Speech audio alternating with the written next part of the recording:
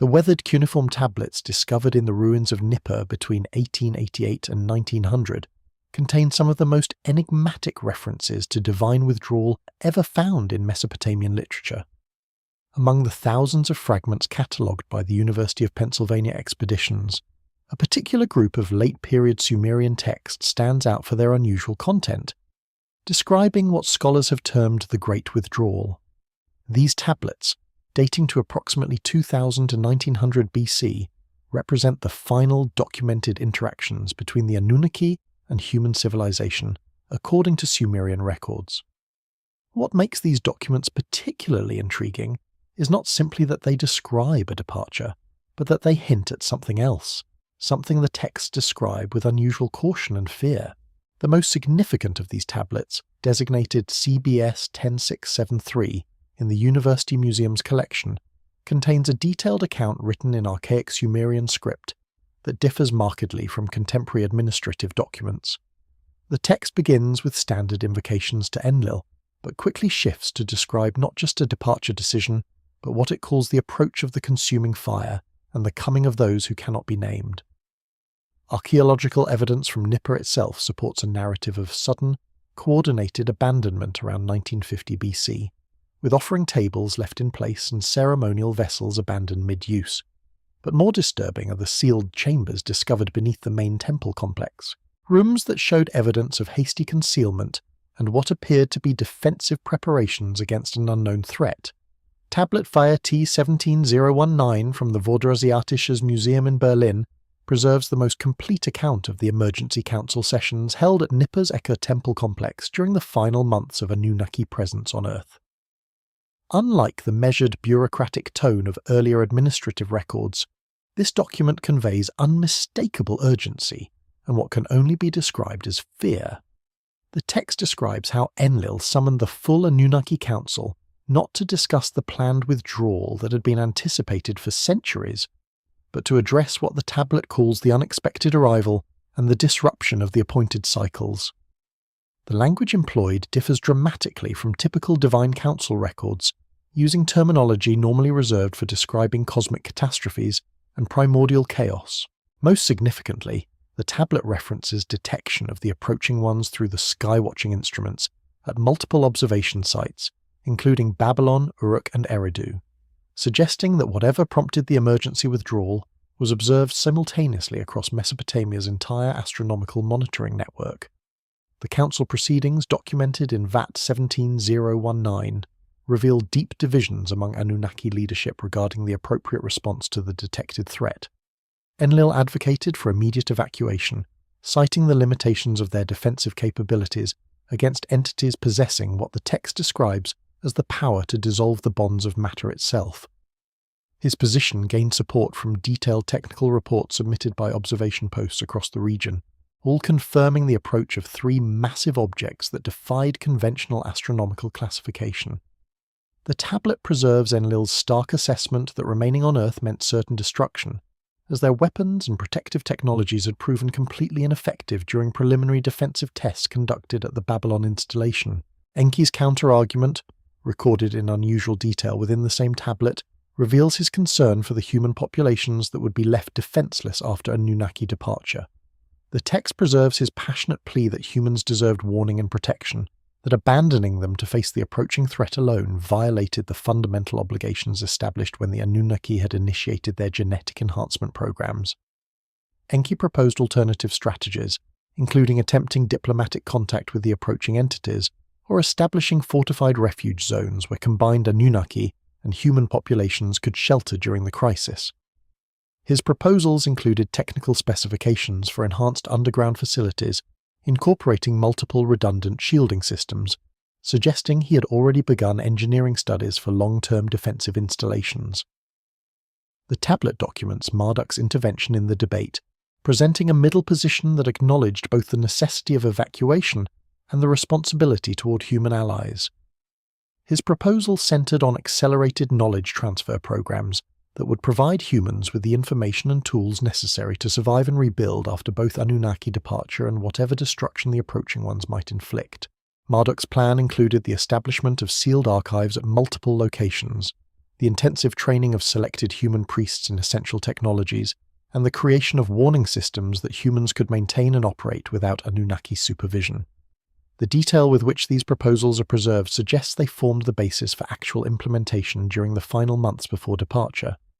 Most disturbing are the technical reports embedded within the council proceedings, describing the characteristics of the approaching objects observed through Mesopotamian astronomical monitoring systems. The measurements recorded include precise calculations of apparent size, estimated mass based on gravitational effects detected through sensitive instruments, and trajectory analysis that demonstrated the objects were under intelligent control rather than following natural orbital mechanics. One particularly alarming passage describes how observation equipment at Eridu detected energy emissions from the approaching objects that disrupted magnetic fields across a radius of hundreds of kilometers, causing widespread equipment failures and navigation system malfunctions that forced temporary shutdown of Anunnaki aerial vehicles throughout southern Mesopotamia. The council proceedings also reveal that this was not the first time Anunnaki leadership had confronted evidence of these entities. References appear to earlier encounters, documented in archives that the tablet describes as sealed in the deepest vaults, records from what it terms the time of the first departure, when previous Anunnaki expeditions to Earth had been similarly terminated by the arrival of the same or similar entities. This historical precedent apparently influenced the council's final decision, as Enlil cited the fate of those earlier missions as proof that resistance was futile and that preservation of Anunnaki lives required immediate evacuation, regardless of consequences for Earth's human population. The voting procedures and final decision occupy the tablet's concluding sections, revealing that unanimous agreement proved impossible to achieve. The text describes how Enlil eventually invoked emergency authority granted to him as Earth Mission Commander, overruling continued objections from Enki and several other council members who wanted more time to implement human protection measures.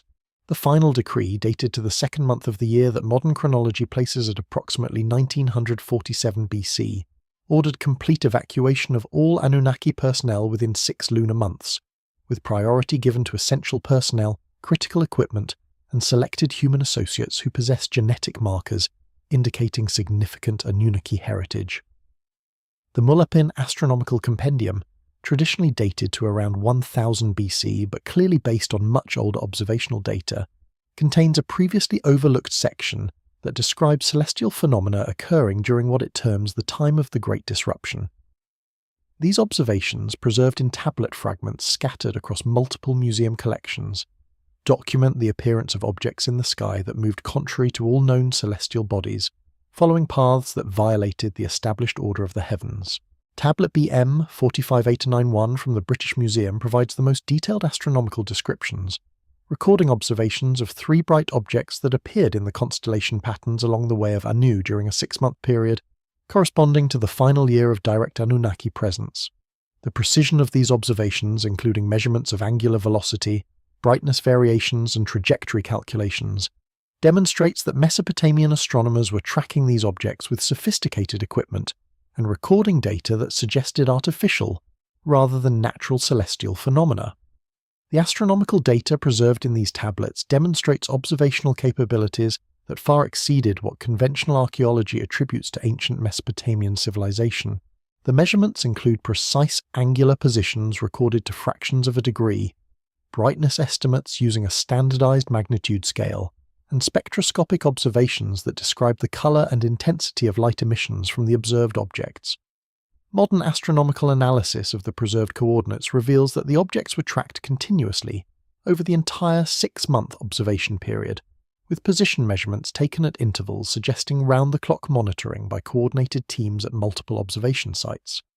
The 3 objects designated in the texts as the leading light, the center eye, and the following flame exhibited movement patterns that defied all known celestial mechanics. Unlike planets, which follow predictable elliptical orbits, or comets, which accelerate as they approach the Sun, these objects demonstrated the ability to alter their velocities and trajectories in ways that clearly indicated propulsion under intelligent control. The tablets record instances where the objects changed direction by 90 degrees or more within single observation periods, accelerated from apparent rest to tremendous velocities, and maintained fixed positions relative to Earth's surface despite the planet's rotation, all characteristics impossible for natural celestial bodies. Particularly significant are the observations of the object's approach trajectory, which the texts describe as following the sky road of the Watchers, a path that brought them directly toward Earth from the direction of what modern astronomy identifies as the constellation Orion. The precision with which these approach vectors were calculated demonstrates sophisticated understanding of three-dimensional celestial navigation, with the astronomers correctly deducing that the objects would achieve earthly orbit within a specific time window that proved accurate to within days. The tablets preserve calculations of the object's deceleration rates as they approached Earth, measurements that required mathematical techniques not officially developed until the modern era. The brightness variations observed in the approaching objects provided additional evidence of their artificial nature. The tablets describe regular pulsations of light intensity following precise rhythmic patterns, with periods that the astronomers measured using water clocks and astronomical timing methods. These pulsations showed no correlation with any known astronomical phenomena and demonstrated frequencies that suggested deliberate signaling rather than natural variability. Most intriguingly, the texts indicate that Anunnaki observers detected responses when they directed focused light beams toward the approaching objects, with the pulsation patterns changing in ways that suggested acknowledgement of the attempted communication.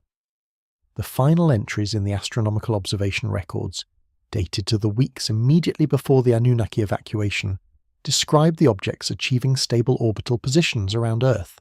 The tablets provide detailed calculations of orbital parameters, including altitude estimates that place the objects at approximately 300 kilometers above Earth's surface, precisely the altitude that modern spacecraft use for low Earth orbit. The texts note that once in orbit, the objects established a triangular formation that remained geometrically stable, maintaining equal spacing as they circled the planet in apparent violation of standard orbital mechanics, which would cause objects at the same altitude but different positions to drift relative to each other over time. Excavations beneath the Ekur Temple complex at Nippur, conducted by the University of Pennsylvania between 1956 and 1962, uncovered a series of chambers that had been sealed with unusual haste during the late Sumerian period. Unlike the carefully prepared archives discovered at other sites, these chambers showed evidence of emergency storage procedures, with tablets stacked haphazardly and valuable objects thrown together without the systematic organization typical of Mesopotamian record-keeping. Most significantly, the chamber seals incorporated multiple layers of different materials, including lead sheets, bitumen, and unknown metallic compounds that analysis revealed were designed to block electromagnetic radiation, rather than simply preserve contents from moisture and decay. Tablet 456, discovered within the deepest sealed chamber, describes these rooms as protection repositories created to preserve essential knowledge from what the text calls the dissolving light and the touch that unmakes. The archaeological team led by Donald McCown documented the unusual characteristics of these sealed chambers in meticulous detail, noting features that distinguished them from conventional Mesopotamian archive facilities. The chambers extended 42 meters below the temple foundation, far deeper than necessary for protection from surface conditions, and were carved through solid bedrock using techniques that left walls smooth and precisely vertical. The excavation revealed that access tunnels had been deliberately collapsed after the chambers were sealed, with massive stone blocks wedged into passages and gaps filled with metallic debris that created electromagnetic barriers. Analysis of the sealing materials revealed a sophisticated understanding of radiation shielding principles that should not have existed in ancient Mesopotamia. The lead sheets, ranging from 5 to 15 centimeters thick, were interspersed with layers of copper mesh, crystalline compounds, and a black metallic substance that spectroscopic analysis identified as an alloy containing primarily iron and nickel with trace amounts of rare earth elements, including neodymium and samarium. This alloy composition matches materials used in modern radiation shielding and electromagnetic interference protection, suggesting that whoever designed these chambers possessed advanced knowledge of how different materials interact with various forms of radiation and electromagnetic fields. The tablets stored within these emergency archives included not only routine administrative records, but also technical manuals describing equipment operation, mathematical treatises on astronomical calculations, medical texts detailing surgical procedures, and what appear to be instruction sets for maintaining and operating sophisticated devices. Tablet N456 specifically describes the chamber's protective purpose, explaining that certain forms of knowledge needed to be preserved against the dissolving light, a phenomenon that the text characterizes as capable of erasing information from all normal storage media including clay, stone, and metal. The document provides technical specifications for the multi-layer shielding, indicating that optimal protection required precise thickness ratios and specific arrangements of different materials. Most revealing are passages describing the urgency with which these archives were assembled. The text indicates that chamber preparation and knowledge storage occurred during a compressed time period of less than 3 months, with work proceeding continuously day and night under direct Anunnaki supervision. The hasty nature of the storage is evident in the physical arrangement of materials within the chambers, where valuable astronomical instruments were stacked atop medical equipment. Mathematical tablets were mixed with agricultural records, and ceremonial objects were thrown together with technical manuals in apparent disregard for proper cataloguing procedures. This disorder contrasts sharply with the methodical organization found in normal Mesopotamian archives, suggesting that time pressure prevented the systematic arrangement that scribes would ordinarily have considered essential. The deeper chambers contained equipment that the excavation team could not fully understand, including crystalline devices mounted in metallic frames, copper coils wrapped around stone cores, and assemblies of mirrors and lenses arranged in precise geometric patterns. Chemical analysis of residues on these devices revealed compounds including silver nitrate, copper sulfate, and organic materials that suggested the equipment had been in active use shortly before being sealed away. The preservation state of these devices, protected by the chamber's electromagnetic shielding, allowed detailed examination that revealed manufacturing techniques including precision metal casting, crystal growing, and lens grinding that exceeded documented ancient Mesopotamian capabilities. Careful analysis of earlier Sumerian literature reveals scattered references to ancient encounters that may provide context for the emergency withdrawal. The Eridu-Genesis, one of the oldest creation narratives, contains passages describing a time before time when the earth belonged to the bright devourers who consumed the works of the first builders. These passages, traditionally interpreted as mythological references to primordial chaos, take on new significance when examined alongside the departure texts. Tablet CBS 29847 describes how the Anunnaki themselves discovered ruins and artifacts on Earth that predated their arrival, evidence of previous civilizations that had been systematically destroyed by forces the text characterizes as beyond naming. The document indicates that Anunnaki awareness of these elder destructions influenced their entire operational strategy on Earth, including the establishment of hidden repositories, the development of rapid evacuation protocols, and the creation of warning systems to detect the return of whatever had eliminated previous inhabitants. The references to bright devourers in the Eridu-Genesis employ terminology that appears nowhere else in Sumerian religious literature, using words that combine concepts of light, consumption, and dissolution in ways that suggest the terms were created specifically to describe phenomena outside normal human experience. Linguistic analysis reveals that these terms incorporate root words from what philologists identify as pre-Sumerian substrate languages, suggesting the descriptions preserve extremely ancient oral traditions that predated the development of cuneiform writing. The consistency of these unusual terms across multiple independent text traditions indicates they describe actual historical events rather than mythological inventions. Tablet CBS 29847 provides the most detailed account of Anunnaki discoveries of pre-existing ruins on Earth. The text describes how early Anunnaki survey teams conducting preliminary assessments before establishing permanent installations encountered massive stone structures buried beneath accumulated sediment in locations throughout the Middle East and Mediterranean region.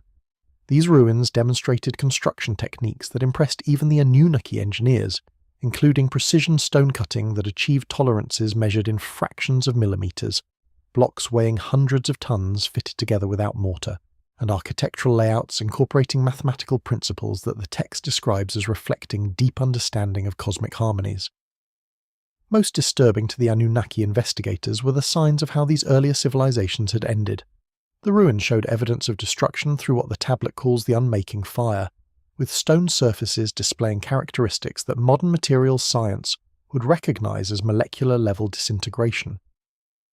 The text describes how examination of these destroyed sites revealed that massive stone blocks had been reduced to fine powder, while maintaining their original shapes, metal objects had sublimated, leaving only ghostly outlines in surrounding materials, and in some locations, entire structures had simply vanished, leaving only foundations and underground portions that had been protected by overlying soil and rock. The tablet reveals that these discoveries fundamentally shaped Anunnaki operational planning for their Earth mission.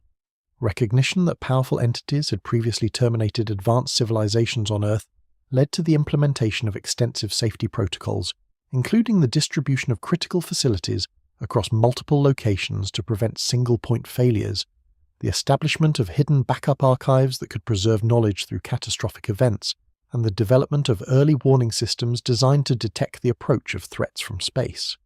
The text explicitly states that these precautions were taken in anticipation of the Bright Devourer's eventual return, suggesting that Anunnaki leadership considered such return inevitable rather than merely possible. Archaeological evidence from multiple Mesopotamian sites reveals an extensive network of underground facilities that far exceeded the requirements for normal temple storage or ritual purposes.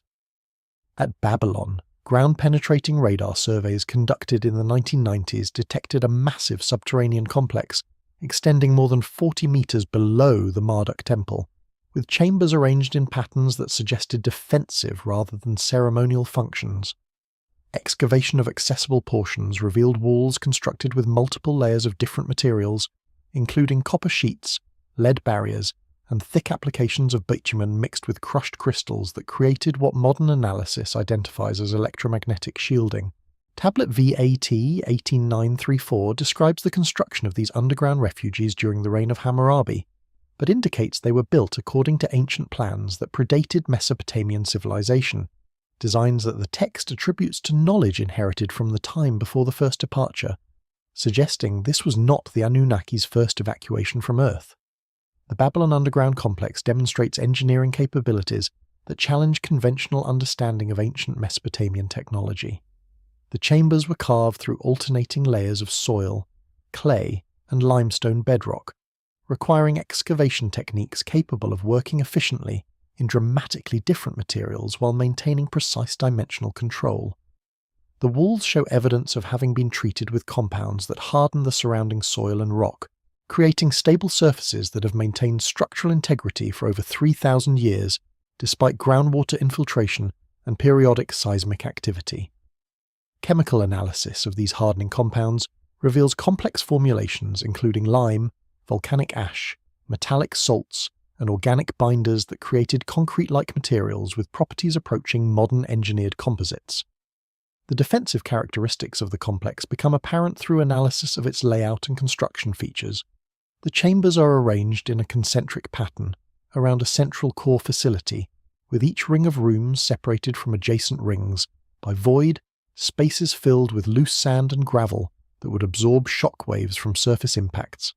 Access corridors follow circuitous paths that change direction multiple times, and include sections that narrow to dimensions requiring single-file passage, creating choke points easily defended against intrusion. Most significantly, the complex includes what appear to be blast doors fabricated from thick bronze plates reinforced with iron bars, mounted on pivot mechanisms that allowed rapid closure and secured with locking systems requiring specific sequences of operations to open. The shielding systems incorporated into the complex walls demonstrate sophisticated understanding of how different materials interact with electromagnetic radiation. The copper sheets, each approximately 3 mm thick, are separated from adjacent lead layers by precise spacing gaps of 8 to 12 mm, creating what modern electromagnetic theory recognizes as optimized configurations for blocking radio frequencies and other electromagnetic emissions. The crushed crystals mixed into bitumen layers include quartz, mica, and other piezoelectric materials that would interact with electromagnetic fields in ways suggesting the shielding was designed to protect against directed energy weapons rather than natural radiation sources. Tablet VAT 18934 reveals that similar refuge complexes were constructed at Uruk, Eridu, Lagash, and other major Sumerian cities, all following standardized design specifications that enabled them to function as coordinated elements of a comprehensive defensive network. The text describes how these facilities were connected by underground communication tunnels that allowed movement between sites without surface exposure, though subsequent archaeological investigation has revealed that most of these connecting passages were deliberately collapsed during the evacuation period, presumably to prevent their use by hostile forces. The standardization of designs across multiple sites, including identical chamber dimensions, matching shielding configurations, and consistent defensive features, indicates central planning and coordination at levels that required sophisticated administrative and technical capabilities. Multiple cuneiform texts from the departure period contain references to a phenomenon described as the consuming fire or the light that unmakes, characterized by effects that exceed natural phenomena. Tablet K 3454 from Ashurbanipal's library at Nineveh provides detailed observations of what modern physics would recognize as matter disintegration at the atomic level. The text describes how the approaching ones possessed the ability to dissolve stone, metal, and living tissue through proximity alone, leaving behind only fine ash that retained the precise shape of the original object before crumbling at the slightest touch. These descriptions appear consistently across multiple independent sources, suggesting they document actual observations rather than mythological invention. The text indicates that Anunnaki defensive technologies proved ineffective against this dissolution effect, leading to the rapid conclusion that evacuation represented the only viable response. The technical descriptions preserved in these texts demonstrate observational precision that argues against dismissing them as mythological exaggeration. Tablet K 3454 provides specific details about the dissolution process, describing how affected materials first displayed a silvery luminescence that spread across their surfaces like frost forming on cold metal.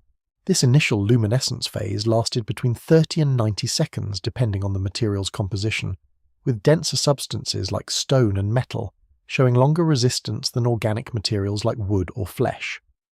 The text notes that during this luminescence phase, the affected material remained structurally intact and could still be touched without danger, though contact produced sensations the witnesses described as similar to touching ice, despite the material maintaining normal temperature. The actual dissolution phase began when the luminescence reached complete coverage of the object's surface. At this point, the material began converting to ash from the outside inward, with the transformation proceeding at rates the text estimates as approximately 1 cubit depth per minute for stone and twice that rate for metals. Most remarkably, the ash produced maintained the exact external shape and surface texture of the original object, creating what appeared to be perfect replicas rendered in fine grey powder. These ash formations remained stable as long as they were undisturbed, but the slightest touch or air movement caused them to collapse into formless piles of powder. Witness accounts preserved in tablet fragments from Ur and Lagash describe the psychological impact of observing this dissolution effect. One particularly detailed account describes how a group of Anunnaki warriors attempted to defend an installation against the approaching entities, only to watch helplessly as their weapons and eventually their own bodies began displaying the characteristic silvery luminescence. The text records the testimony of a human observer who watched from a protected position, as the warriors maintained their defensive formations even as they transformed to ash, their final moments preserved in perfect ashen replicas that stood in battle-ready poses for several minutes before wind currents caused them to crumble. The Anunnaki conducted systematic experiments attempting to understand and counteract the dissolution effect, with results documented in technical tablets from Babylon and Eridu. These experiments reveal that the phenomenon affected all conventional matter, but showed varying resistance times based on material properties, including density, crystalline structure, and electromagnetic characteristics. Pure metals dissolved more rapidly than alloys, with gold showing particularly low resistance, while iron-nickel alloys demonstrated the longest survival times. Organic materials proved universally susceptible, with living tissue dissolving even more rapidly than dead organic matter, suggesting the effect interacted with bioelectric fields in ways that accelerated the transformation process. Most disturbing were the experimental results involving Anunnaki protective technologies. Energy shields that could deflect physical projectiles and withstand tremendous heat offered no protection against the dissolution effect, with the shield generators themselves succumbing to the transformation while active. Attempts to create barriers using materials that showed higher resistance proved futile, as the dissolution effect appeared capable of propagating through any physical contact, converting resistant materials once adjacent. Susceptible materials had transformed, the experiments revealed that only complete isolation through vacuum provided protection, a finding that contributed to the decision that evacuation beyond Earth's atmosphere represented the only viable survival strategy. The texts describe attempts to protect critical installations by encasing them in multiple layers of different materials, with each layer designed to delay the dissolution long enough for evacuation to be completed. These protective measures bought time measured in hours rather than days, with the dissolution effect methodically working through each barrier layer regardless of composition or thickness. Administrative records from the final weeks before departure describe the desperate abandonment of these protective strategies, as it became clear that no configuration of Earth-available materials could provide meaningful long-term resistance. Babylonian astronomical texts from the departure period document unusual variations in what they termed the invisible forces that guide the lodestone, observations that modern geophysics would recognize as descriptions of magnetic field fluctuations. Tablet BM78 942 records systematic measurements of magnetic field strength and direction taken at multiple sites across Mesopotamia during the 2-year period preceding the Anunnaki withdrawal. The data shows dramatic variations in both magnitude and orientation that correlate precisely with the observed positions of the approaching unknown objects, suggesting that whatever was approaching Earth possessed the capability to disrupt planetary magnetic fields from considerable distances.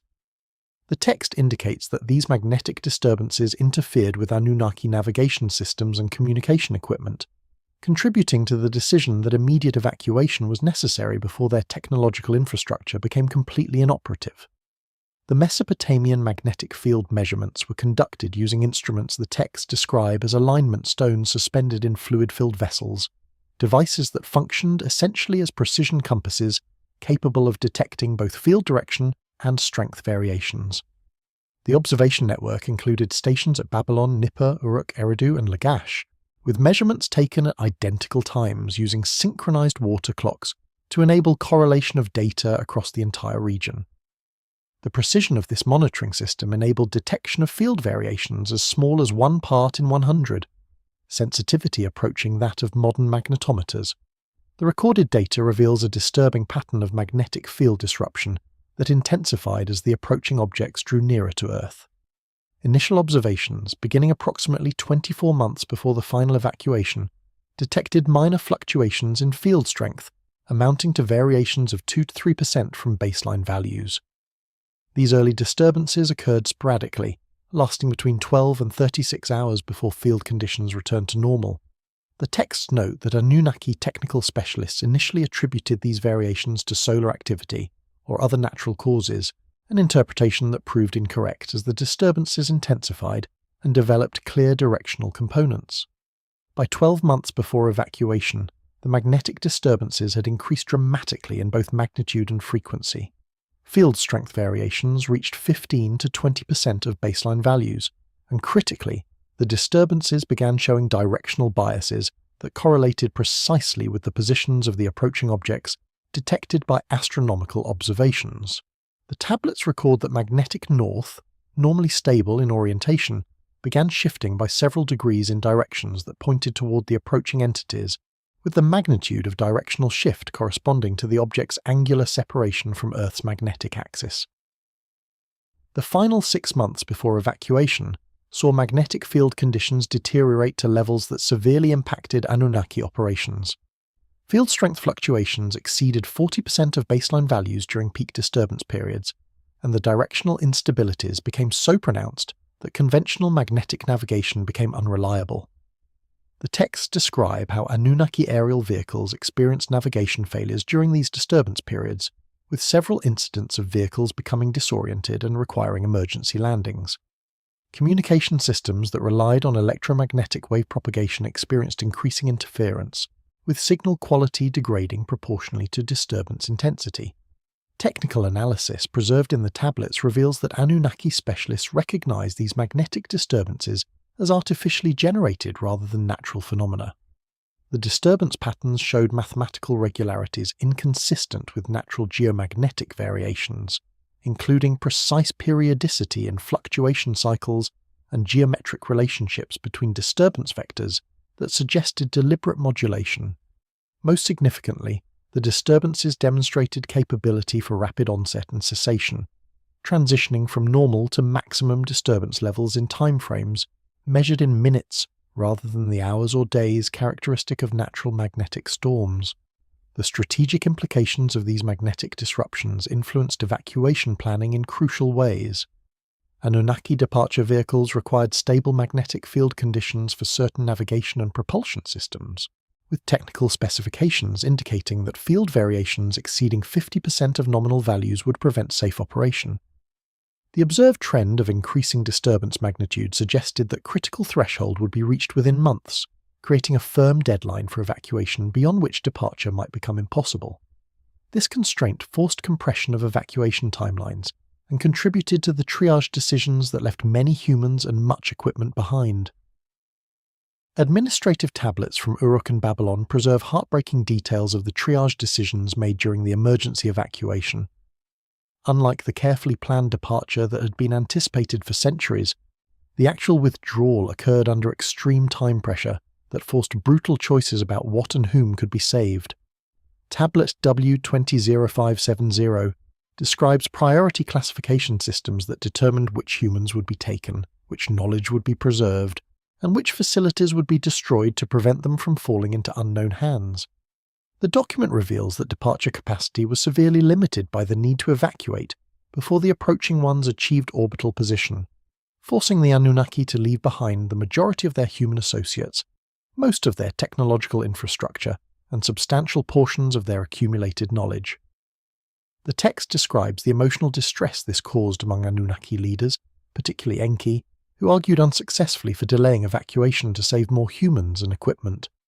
The priority classification system implemented for human evacuation reveals the agonizing calculations forced by limited departure capacity. Tablet W200570 divides human candidates into 5 priority categories based on genetic heritage, technical capabilities, and strategic value. First priority included humans who carried at least 25% Anunnaki genetic material, individuals who represented the most successful results of the genetic enhancement programs, and whose loss would eliminate irreplaceable bloodlines. This category numbered approximately 3,000 individuals scattered across Mesopotamia and surrounding regions, though actual evacuation records indicate only about 1,800 from this group were successfully transported to departure sites before the evacuation deadline. Second priority encompassed humans with specialized technical training essential for maintaining Anunnaki operations, including astronomers who operated observation equipment, physicians trained in advanced medical procedures, and engineers capable of maintaining complex mechanical systems.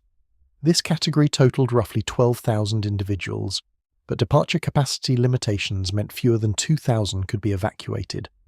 The selection process within this category required agonizing decisions about which specialties were most essential, with the tablets recording heated debates about whether to prioritize medical knowledge over astronomical expertise or engineering capabilities over linguistic skills.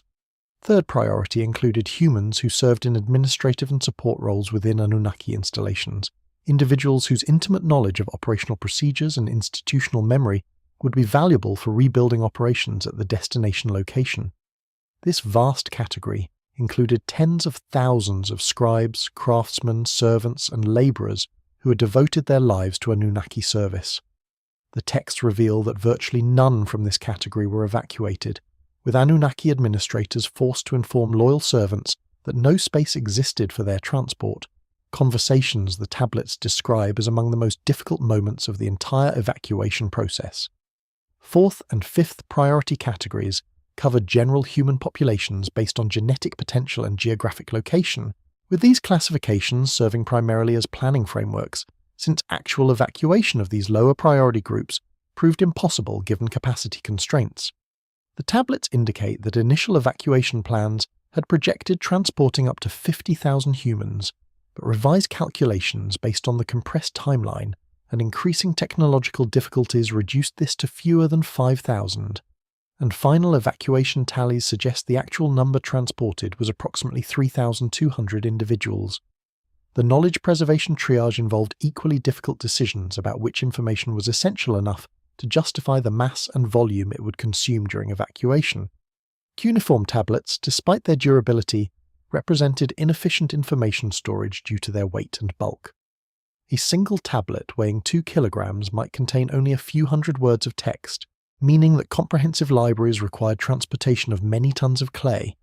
The evacuation protocols prioritized abstract knowledge over specific data, preserving mathematical principles over calculation tables, medical theory over treatment case histories, and astronomical methods over observational records. Technical equipment triage focused on items that could not be replicated at the destination using locally available materials. Sophisticated optical systems, precision measurement instruments, and devices incorporating rare materials received priority over equipment that could theoretically be reconstructed from preserved plans. The texts reveal that many valuable installations were deliberately destroyed rather than left intact, with demolition teams spending the final weeks before departure pulverizing equipment that represented centuries of accumulated technological development. Archaeological evidence from multiple sites shows systematic destruction of advanced facilities during the departure period, with damage patterns suggesting deliberate demolition rather than natural decay or human violence. At the Abzu Temple complex in Eridu, excavations revealed sophisticated equipment that had been methodically dismantled and buried in sealed chambers, while other installations showed evidence of controlled demolition, using techniques that pulverize stone and metal into fine powder.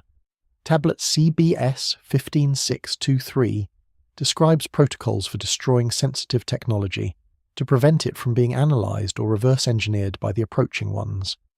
The document reveals that Anunnaki leadership feared their advanced equipment could be used to track their departure route or locate their destination, necessitating complete destruction of anything that could not be evacuated. Chemical analysis of demolition residues from Eridu shows evidence of exotic compounds that released enormous energy when activated, confirming the textual accounts of deliberate technological destruction. The Eridu demolition site, excavated by Iraqi archaeologist Fouad Safar between 1946 and 1949, revealed chambers containing the remains of equipment that had been systematically dismantled before burial. The artifacts showed evidence of careful disassembly rather than violent destruction, with components separated and sorted by material type before being placed in sealed containers. Crystalline optical elements were found wrapped in metallic foil and packed in wooden boxes filled with sand, while bronze mechanical components were coated with preservative compounds before burial. This methodical approach suggests the dismantling was performed by technical specialists following established procedures rather than desperate abandonment. Other portions of the Eridu complex told a dramatically different story of violent demolition. Massive stone foundations showed fracture patterns indicating explosive fragmentation from internal charges, with blocks weighing tens of tons shattered into fragments no larger than a human fist. The uniformity of fragment sizes across large areas indicates controlled demolition, using precisely calculated explosive placement rather than random destruction. Chemical analysis of residues found within fracture surfaces revealed compounds including barium nitrate, strontium perchlorate, and aluminum powder, mixtures that would produce extremely high-temperature reactions capable of shattering stone through thermal shock. The most dramatic evidence of deliberate destruction appears in areas where metallic installations once stood. These zones contain layers of fine metallic powder mixed with vitrified soil, suggesting that metal structures were subjected to temperatures exceeding 2000 degrees Celsius that vaporized metal and melted surrounding Earth into glass. Spectroscopic analysis of these metallic residues reveals exotic compositions including titanium-aluminum alloys, chromium-vanadium steels, and bronze variants containing unusual trace elements like tellurium and beryllium. The presence of these advanced alloys confirms that sophisticated equipment was destroyed at these locations. Tablet CBS 15623 provides the doctrinal framework that justified this wholesale destruction of valuable technology. The text explains that Anunnaki departure vehicles generated distinctive energy signatures detectable across interplanetary distances, and that similar signatures emanated from ground-based installations using related technologies. Anunnaki leadership feared that the approaching entities could use these signatures to track departing vehicles back to their destination, potentially exposing Anunnaki home territories to the same threat that had forced evacuation from Earth. The document specifies that all equipment capable of generating detectable energy signatures must be completely destroyed, with destruction verified through physical inspection of pulverized remains. The demolition protocols outlined in the tablet demonstrate sophisticated understanding of security procedures. Equipment destruction was to proceed in reverse order of technological sophistication, beginning with the most advanced systems and working backward towards simpler technologies. This sequencing ensured that if demolition had to be abandoned due to time constraints, the most sensitive technologies would have been destroyed first. Each destruction operation required verification by 2 independent observers who would confirm complete pulverization of equipment before teams moved to the next installation. The emotional cost of this systematic destruction appears in personal accounts preserved in literary texts from the period. One Anunnaki technical specialist's lament describes watching installations he had maintained for centuries reduced to rubble and powder, comparing the experience to watching children die. These personal testimonies reveal that many Anunnaki regarded their technological creations with pride and attachment that made their destruction psychologically devastating, yet necessity overrode sentiment as the evacuation deadline approached. Sumerian literary texts from immediately after the departure period preserve human perspectives on the events surrounding the Anunnaki withdrawal. The lamentation over the destruction of Ur, while traditionally interpreted as describing human military conquest, contains passages that describe phenomena inconsistent with conventional warfare. The text references objects that descended from the sky like falling stars but did not strike the earth, instead hovering above cities while emanating what the text calls the light that brings sleep, a description that correlates with accounts of mass unconsciousness, episodes documented in administrative records from multiple cities. Most disturbing are references to people who approached these hovering objects and were never seen again, with witnesses describing how victims simply dissolved into streams of light that were absorbed into the objects above.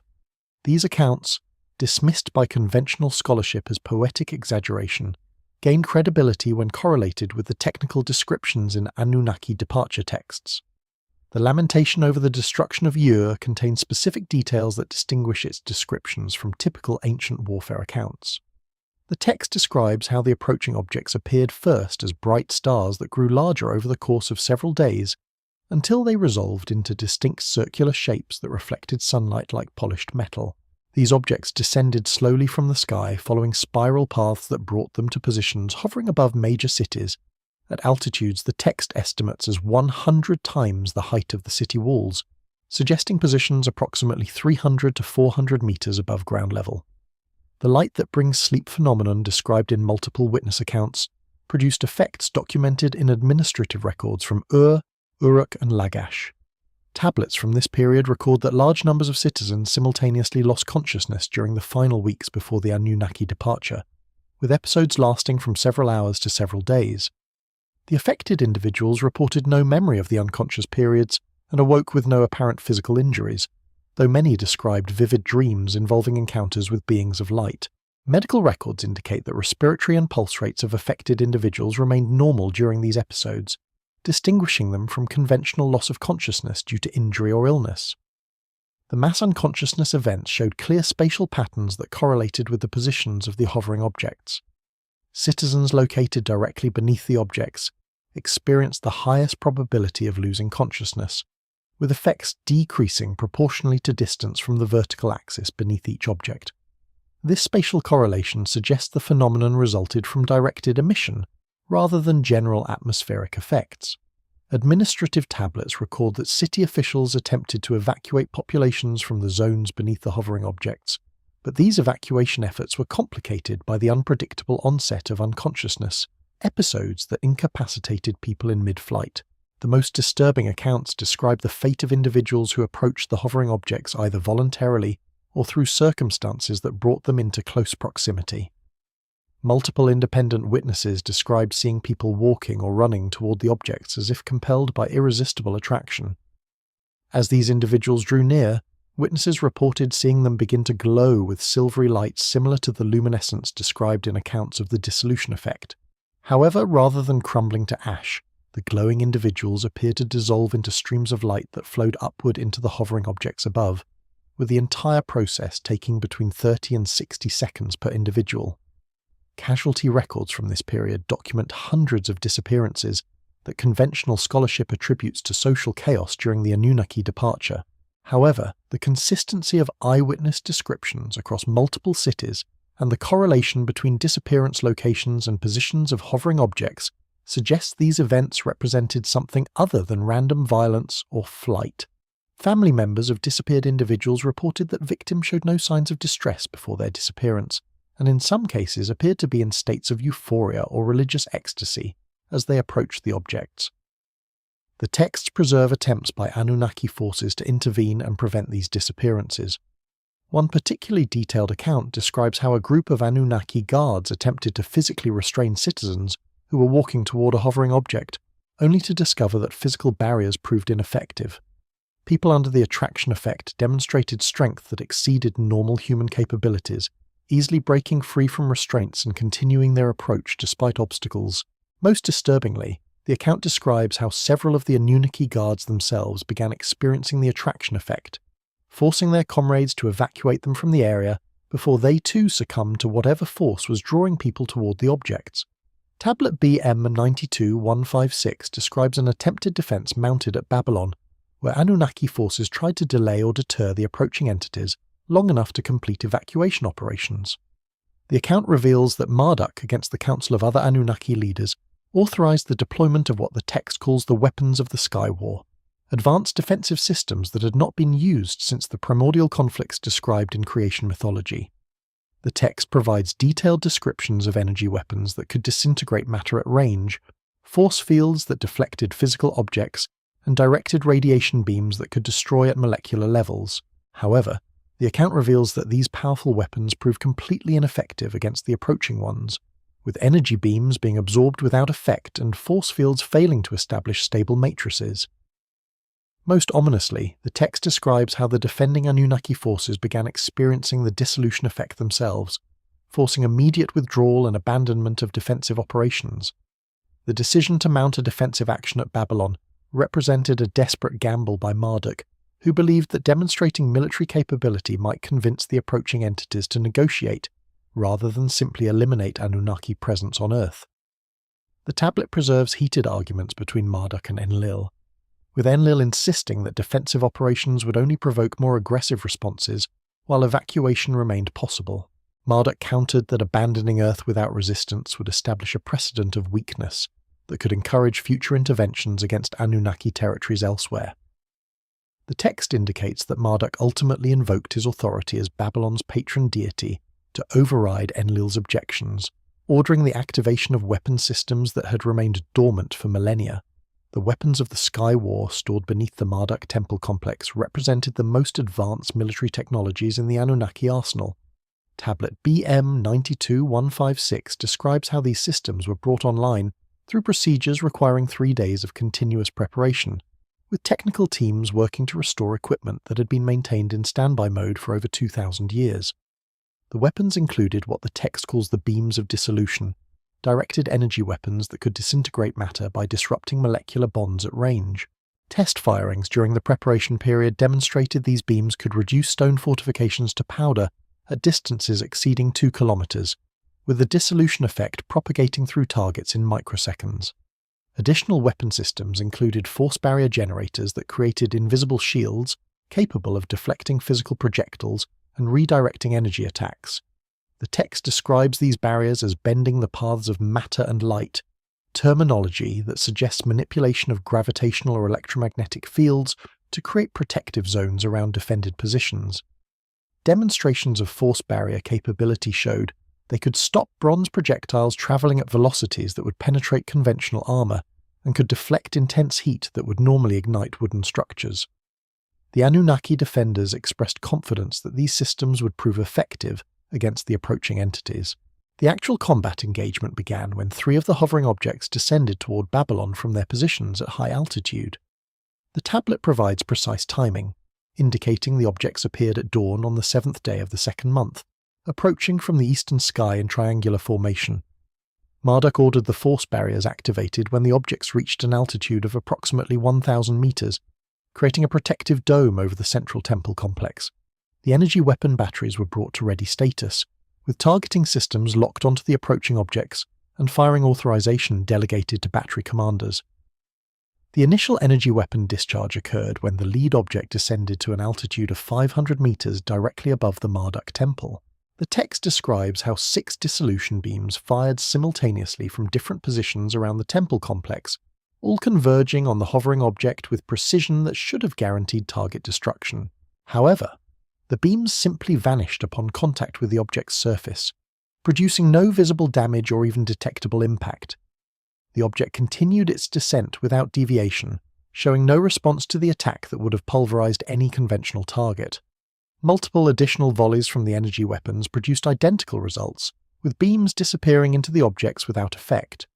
The battery commanders reported that their equipment functioned perfectly, with power outputs and beam characteristics matching specifications, yet the weapons achieved absolutely no damage against the targets. Most disturbing was the observation that the objects appeared to be absorbing the energy beams completely, with sensors detecting no reflection, scatter, or secondary radiation that should have accompanied beam impact on any material target. The force barriers failed even more dramatically. As the hovering objects descended through the barrier perimeter, the protective field simply collapsed, with generators overloading and burning out in cascading failures that propagated through the entire defensive network within seconds. Technical analysis preserved in the tablet indicates that the approaching objects generated field effects that directly counteracted the barrier technology, creating destructive interference patterns that not only penetrated the defenses but damaged the generating equipment itself. The text describes how the barrier collapse was accompanied by tremendous electrical discharges that killed several Anunnaki operators stationed at generator positions. Most ominously, the defending Anunnaki forces began experiencing the dissolution effect as the objects descended to within 200 meters of the ground. Warriors manning defensive positions reported seeing their weapons and armor begin displaying the characteristic silvery luminescence that preceded matter transformation. The battalion commander ordered immediate evacuation when several soldiers reported luminescence spreading across their own bodies, recognizing that continued defensive operations would result in complete loss of defending forces. The retreat order came barely in time, with soldiers abandoning positions as their equipment crumbled to ash in their hands. The tablet preserves casualty figures revealing that 43 Anunnaki warriors were lost during the engagement, their bodies transformed to ash before they could evacuate the defensive positions. An additional 78 suffered partial dissolution injuries, where portions of their bodies had begun transforming before they escaped the affected zone, injuries that proved untreatable despite advanced Anunnaki medical capabilities. The survivors reported psychological trauma from watching comrades dissolve while being unable to provide assistance, experiences that contributed to the final decision to abandon all defensive strategies and focus entirely on evacuation. Understanding that emergency evacuation would prevent the planned gradual knowledge transfer to human successors, the Anunnaki implemented crash programs to convey essential information during their final months on Earth. Tablet K12567 describes intensive training sessions where selected human priests and scholars received concentrated instruction in astronomy, mathematics, medicine, and engineering that normally would have taken decades to transmit. The document reveals that these knowledge transfer sessions utilized what it calls the direct touching of minds, a technique that enabled rapid information transfer but caused severe physical and psychological stress on human recipients. Archaeological evidence from temple complexes at Nippur and Babylon reveals chambers equipped with crystalline devices and metallic apparatus that match descriptions of the mind-touching equipment, with chemical analysis of residues showing compounds that would induce altered states of consciousness, facilitating enhanced learning and memory formation. The selection process for knowledge transfer recipients involved testing thousands of candidates to identify individuals with the mental capacity and psychological stability necessary to survive the direct touching procedure. Tablet K12567 describes evaluation protocols that assessed memory retention, abstract reasoning ability, mathematical aptitude, and what the text calls openness of mind, apparently referring to receptivity to altered states of consciousness. Of the initial candidate pool numbering approximately 8,000 individuals, fewer than 400 qualified for the intensive training program, with selection rates varying considerably based on the knowledge domain being transferred. The mind-touching chambers discovered at Nippur during excavations in the 1950s contained sophisticated equipment arranged in precise geometric patterns. The central element consisted of a reclined chair positioned beneath a crystalline dome approximately 1 meter in diameter, with the crystal suspended from ceiling mounts by metallic chains. Surrounding this central station were 6 smaller crystalline structures mounted on bronze pedestals arranged in hexagonal pattern at radius of 3 meters from the center. Chemical analysis of residues on the crystals revealed traces of compounds including dimethyltryptamine, harmine, and other alkaloids known to produce altered states of consciousness, though the concentrations detected were far lower than would be required for oral ingestion, suggesting the compounds were vaporized and inhaled during the procedures. The mind-touching process itself, as described in the tablet, involved both the human recipient and an Anunnaki instructor entering altered states of consciousness simultaneously, while positioned in physical contact. The text describes how the instructor would place their hands on specific points of the recipient's head, while both parties focused their attention on the crystalline dome above. The crystals, when activated through procedures the tablet describes as involving specific sound frequencies and electromagnetic fields, would begin to glow with colors ranging from deep blue to brilliant white. During the activation period, which typically lasted between 1 and 3 hours, the instructor would mentally transmit detailed information directly into the recipient's consciousness, bypassing normal sensory and linguistic processing. The effectiveness of this knowledge transfer method exceeded that of conventional instruction by orders of magnitude. The tablet indicates that complex mathematical principles requiring years of normal study could be transmitted in single sessions lasting several hours. Astronomical knowledge encompassing thousands of stellar positions and planetary movement calculations could be implanted directly into recipient memory. Medical procedures involving hundreds of sequential steps could be conveyed with precision that enabled recipients to perform them immediately without practice. The accelerated learning came at tremendous cost, however, with recipients experiencing severe headaches, temporary vision disturbances, and in approximately 15% of cases, permanent psychological changes that the text characterizes as mind-fracturing. Detailed medical records preserved in tablets from Babylon document the physical and psychological effects on knowledge transfer recipients. Immediate side effects included headaches described as feeling like the skull was being crushed, nausea and vertigo lasting for hours after sessions, temporary blindness or visual distortions where recipients saw geometric patterns overlaid on their normal vision, and profound exhaustion requiring days of recovery before subsequent sessions could be attempted. Long-term effects documented in follow-up examinations included permanent changes in personality, with recipients becoming more withdrawn and contemplative, recurring vivid dreams that appeared to be memories of experiences they had never actually lived, and in severe cases, episodes of confusion where recipients temporarily could not distinguish between knowledge they had learned normally and information that had been implanted through the mind-touching process. Despite these significant risks, the program proceeded with intense urgency during the final 6 months before evacuation. Training schedules documented in administrative tablets from Nippur show that some recipients underwent sessions on consecutive days, despite medical recommendations for longer recovery periods between treatments. The pressure to transfer maximum knowledge before the evacuation deadline led to pushing protocols beyond safe limits, with casualty records indicating that 23 recipients died from brain hemorrhages or seizures during or shortly after particularly intense transfer sessions. An additional 37 suffered permanent incapacitation, losing the ability to speak or experiencing paralysis that medical treatments could not reverse. The knowledge domains prioritized for transfer reflected strategic decisions about which information would be most essential for human civilization to preserve. Astronomical knowledge received highest priority, with extensive data about stellar positions, planetary movements, eclipse cycles, and calendar calculations transferred to multiple recipients to ensure preservation through redundancy. Mathematical principles and calculation methods received similar priority, particularly geometry needed for architecture and arithmetic required for commerce and administration. Medical knowledge focused on surgical procedures, diagnosis of diseases, and preparation of pharmaceutical compounds from natural materials. Engineering instruction emphasized construction techniques, metallurgy, and irrigation system design. The graduates of this accelerated program formed the core of mystery schools and priesthoods that would preserve Anunnaki knowledge through subsequent centuries. The tablets indicate that these specially trained individuals were distributed across different geographical regions to prevent loss of knowledge through localized disasters, with instructions to establish teaching lineages that would transmit their knowledge to carefully selected students across generations.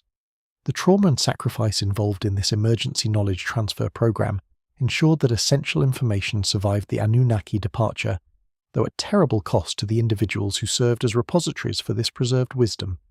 Recognizing that humans would be left defenseless against the approaching threat after Anunnaki departure, efforts were made to establish detection and warning systems that human societies could maintain and operate.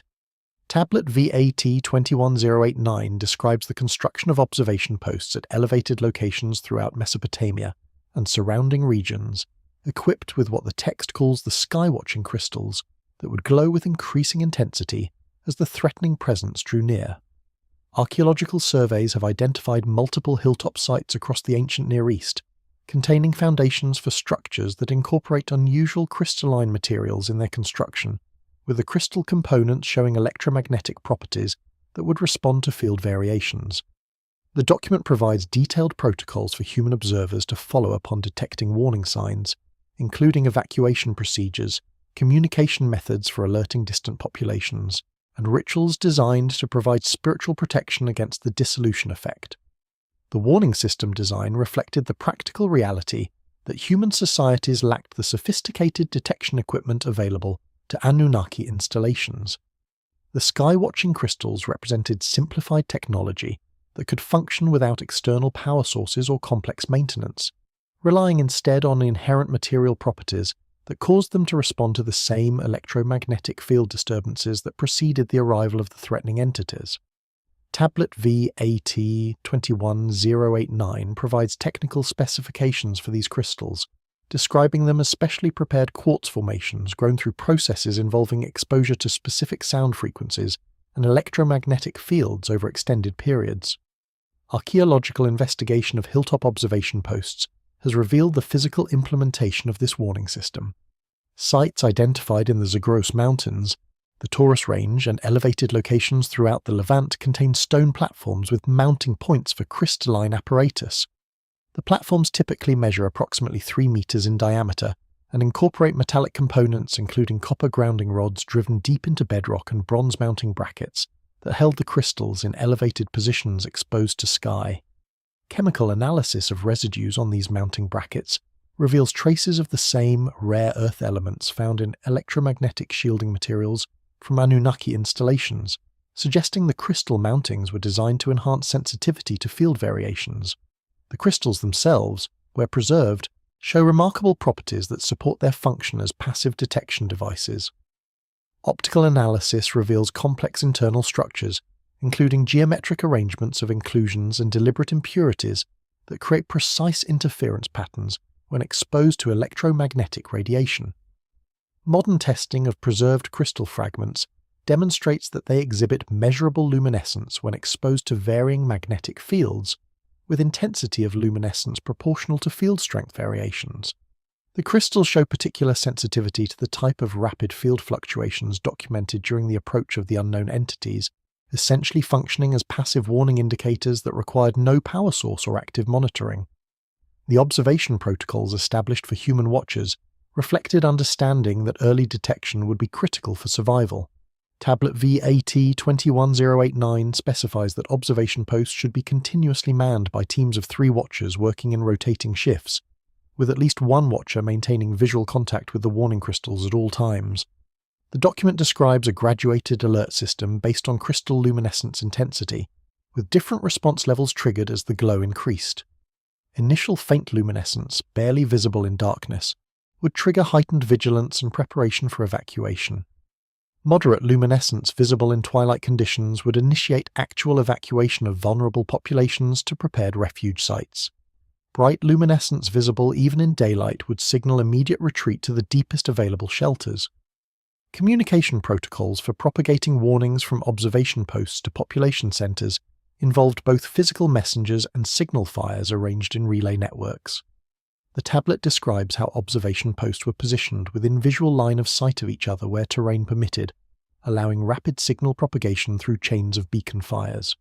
The document provides specific instructions for fire signals, including different smoke patterns during daylight and flame colors achieved through addition of specific materials for nighttime signaling. A backup messenger system involved mounted riders capable of covering distances of up to 100 kilometers per day, ensuring that warnings would reach distant locations even if signal fire networks failed.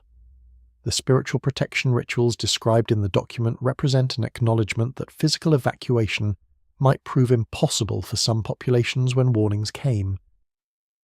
The text provides detailed instructions for purification ceremonies designed to prepare individuals for potential encounter with the dissolution effect, though the language carefully avoids promising that these rituals would actually provide protection. The ceremonies involved ritual bathing, recitation of specific invocations that the tablet preserves in phonetic transcription, and anointing with oils containing aromatic compounds.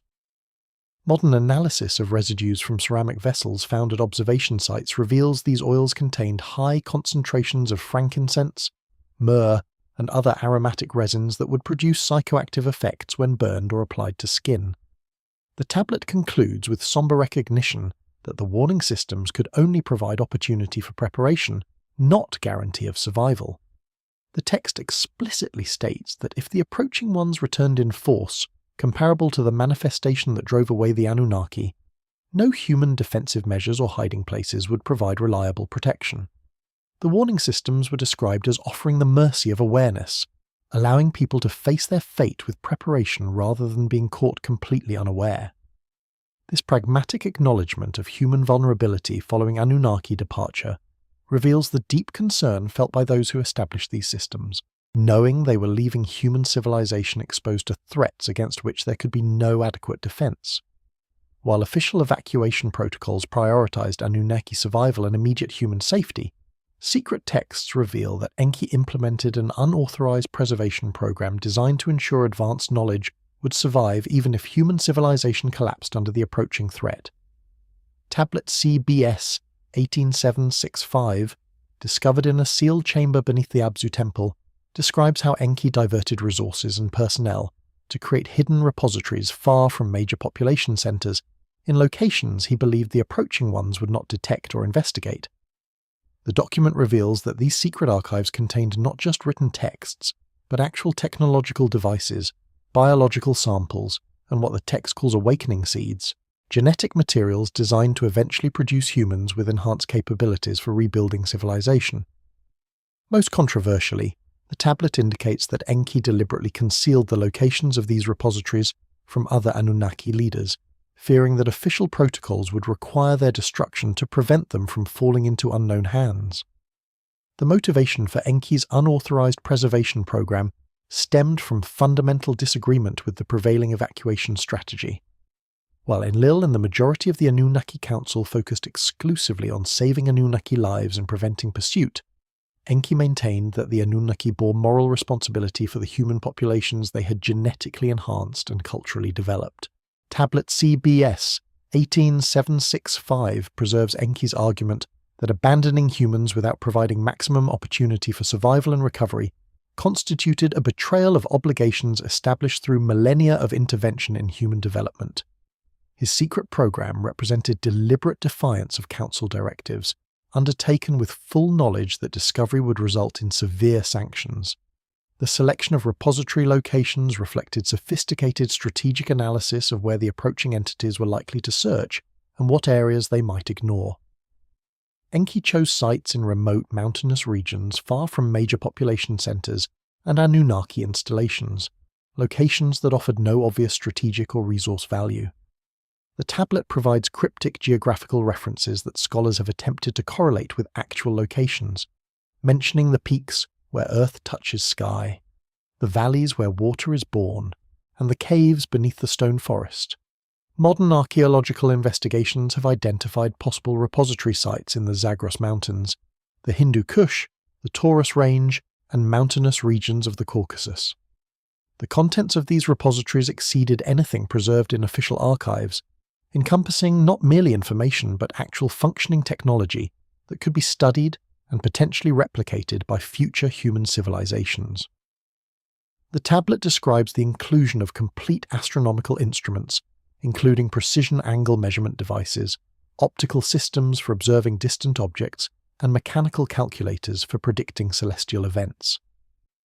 Medical equipment included surgical instruments fabricated from corrosion-resistant alloys, optical magnification devices for examining small structures, and complete sets of pharmaceutical preparations with detailed preparation instructions. Engineering tools encompassed precision measurement instruments, metalworking equipment including dies and molds for creating standardized components, and construction tools demonstrating advanced mechanical principles.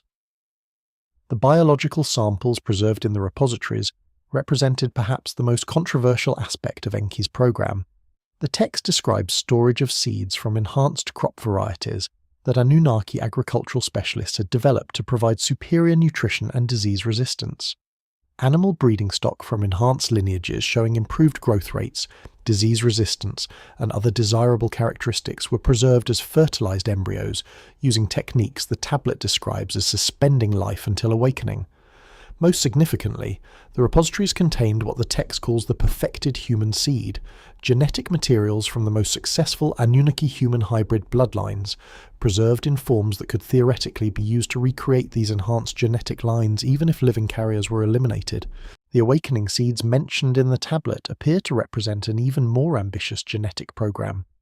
The document describes these as containing not merely preserved genetic material, but edited sequences incorporating modifications that would activate only under specific environmental triggers or developmental stages.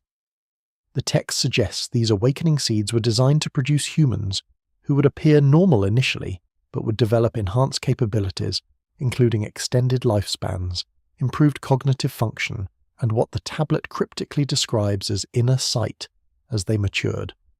This design would allow the enhanced individuals to survive childhood in normal human societies without arousing suspicion before their true capabilities manifested. The security measures protecting these repositories exceeded those of official archives, reflecting Enki's awareness that his secret program violated direct orders. Each repository was sealed using multiple layers of protection, including massive stone blocks requiring sophisticated equipment to move, metallic doors with complex locking mechanisms that required specific operational sequences to open, and what the tablet describes as guardians of binding, apparently referring to curse formulas and protective enchantments designed to deter unauthorized access.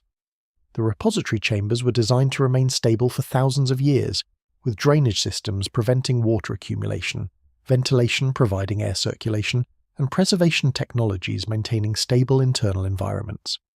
The tablet concludes with instructions for future discovery, written in a form suggesting Enki expected these repositories might remain hidden for millennia before being found. The document provides recognition phrases that would identify legitimate discoverers as individuals prepared to handle the preserved knowledge responsibly. It describes signs and portents that would indicate appropriate timing for activation of the awakening seeds, conditions suggesting human civilization had reached developmental levels capable of properly utilizing the enhanced capabilities the seeds would produce. Most poignantly, the text includes a personal message from Enki to whatever future humans might discover his hidden legacy, expressing hope that his unauthorized defiance of evacuation protocols would prove worthwhile in preserving humanity's potential for advancement. Babylonian astronomical texts preserve records of the final transmissions received from Anunnaki vessels after they achieved orbital altitude during evacuation operations. Tablet BM 67432 contains transcriptions of messages sent from the departing fleet, describing their observations of Earth from space as the approaching ones establish positions in near-Earth orbit. The transmissions reveal that the unknown entities deployed in a grid pattern encircling the planet, maintaining specific spacing that the Anunnaki recognized as designed to create a containment field, preventing technological departure from Earth's surface.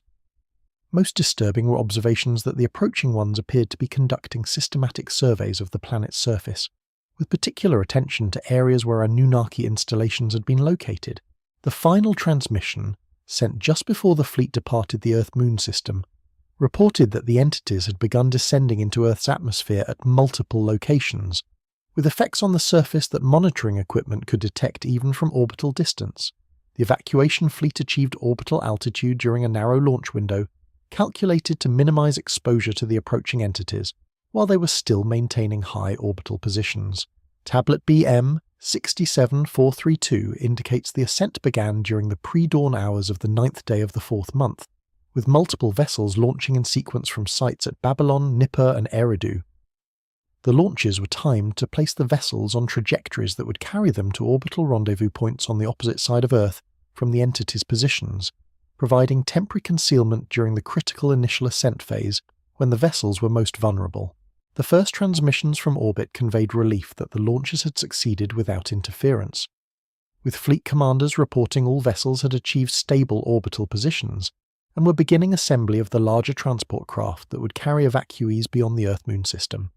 These initial messages included routine technical data about orbital parameters, fuel consumption, and system status checks.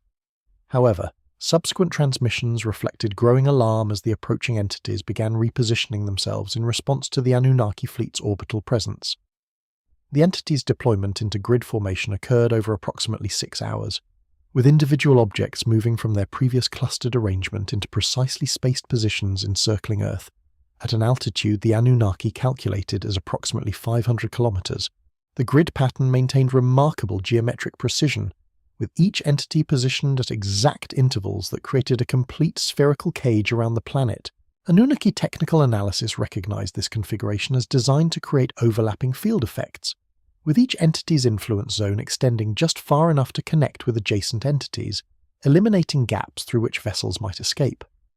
The recognition that the grid pattern represented a containment field created immediate crisis in the evacuation fleet. Tablet B M67432 preserves the transmission from Fleet Command, announcing that departure trajectories would need to be revised to account for the containment field, with calculations suggesting that successful escape would require passing through the grid at locations where field strength might be minimal.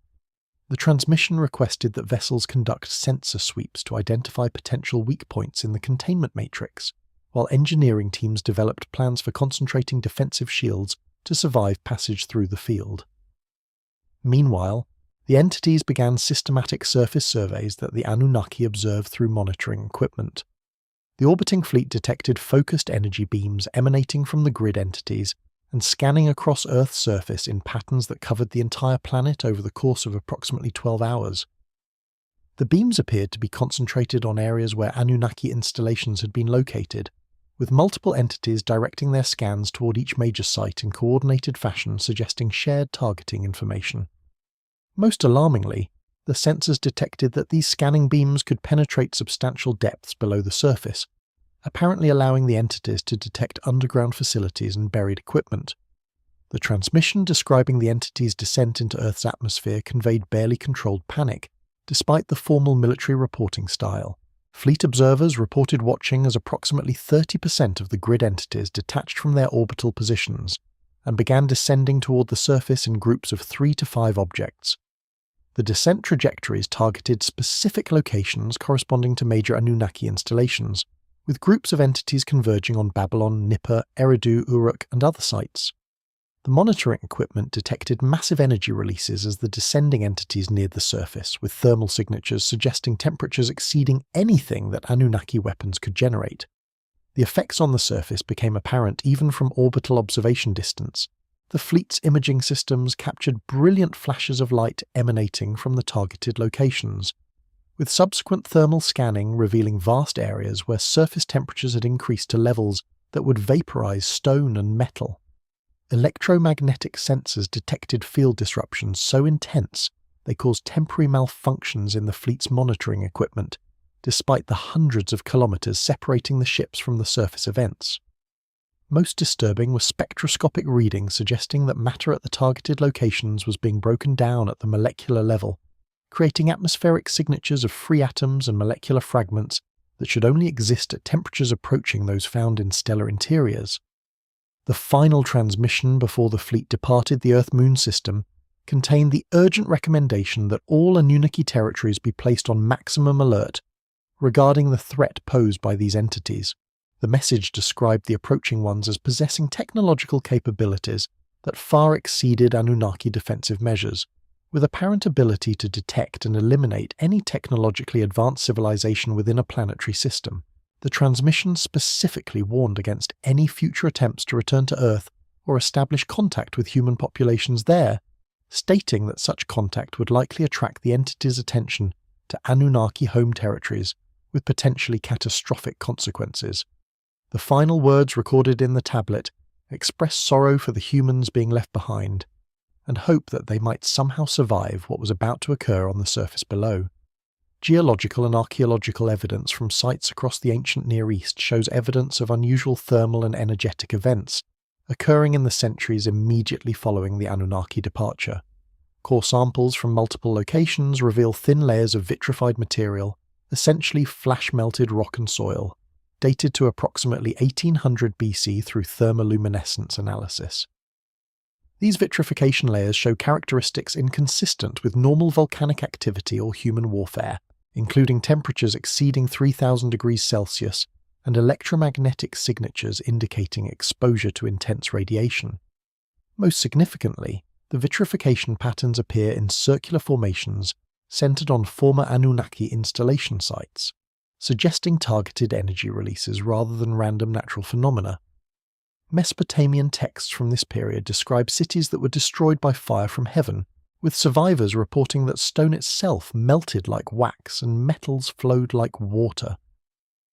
The geological investigation of these vitrification layers began with core sampling projects conducted across Mesopotamia during the 1970s and 80s as part of regional geological surveys. Researchers drilling test cores to assess soil conditions and groundwater resources encountered unexpected layers of glassy material at depths corresponding to sediments deposited during the early 2nd millennium BC. Initial analysis dismissed these layers as natural fulgurite formations created by lightning strikes, but subsequent detailed examination revealed characteristics incompatible with that explanation. The vitrified layers covered areas far too extensive to result from individual lightning strikes, with some continuous vitrification zones extending over areas exceeding 10,000 square meters. Thermoluminescence dating of the vitrified materials provided consistent dates clustering around 1800 BC, with measurement uncertainties typically less than 50 years.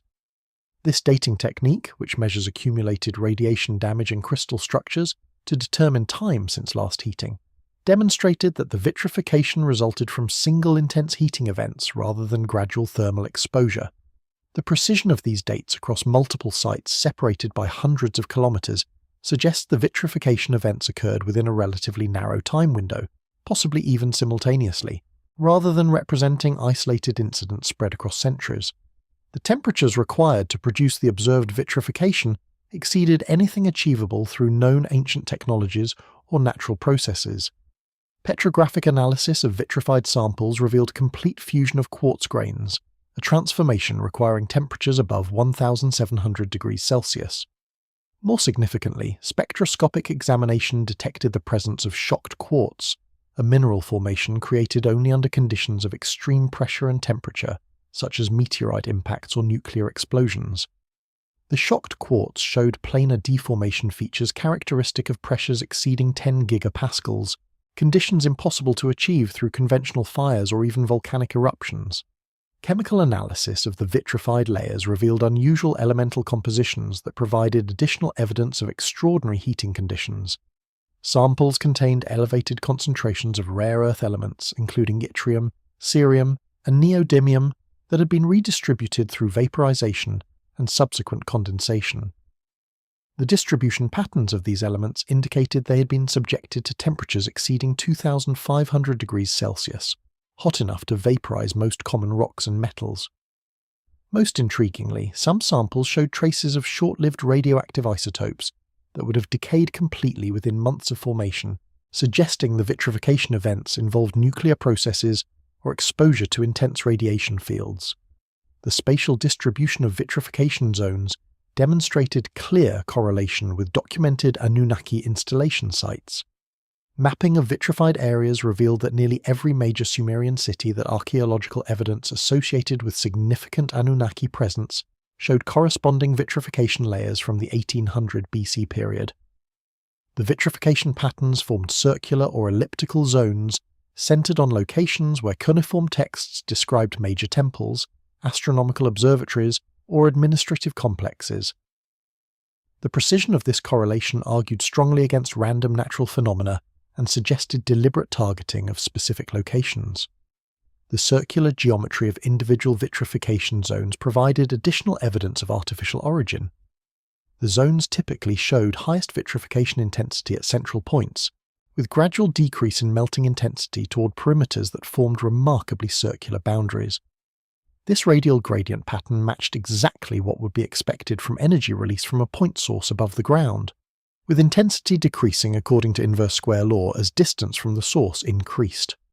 Computer modelling of the observed vitrification pattern suggested energy sources positioned at altitudes between 100 and 300 meters above ground level, estimates consistent with the hovering object positions described in eyewitness accounts.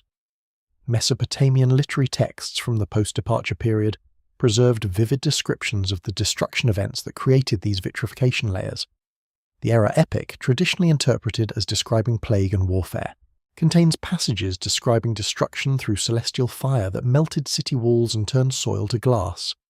The text describes how the fire from above descended in vertical columns that consumed everything they touched, with heat so intense that water in wells boiled away and bronze statues melted into pools of liquid metal.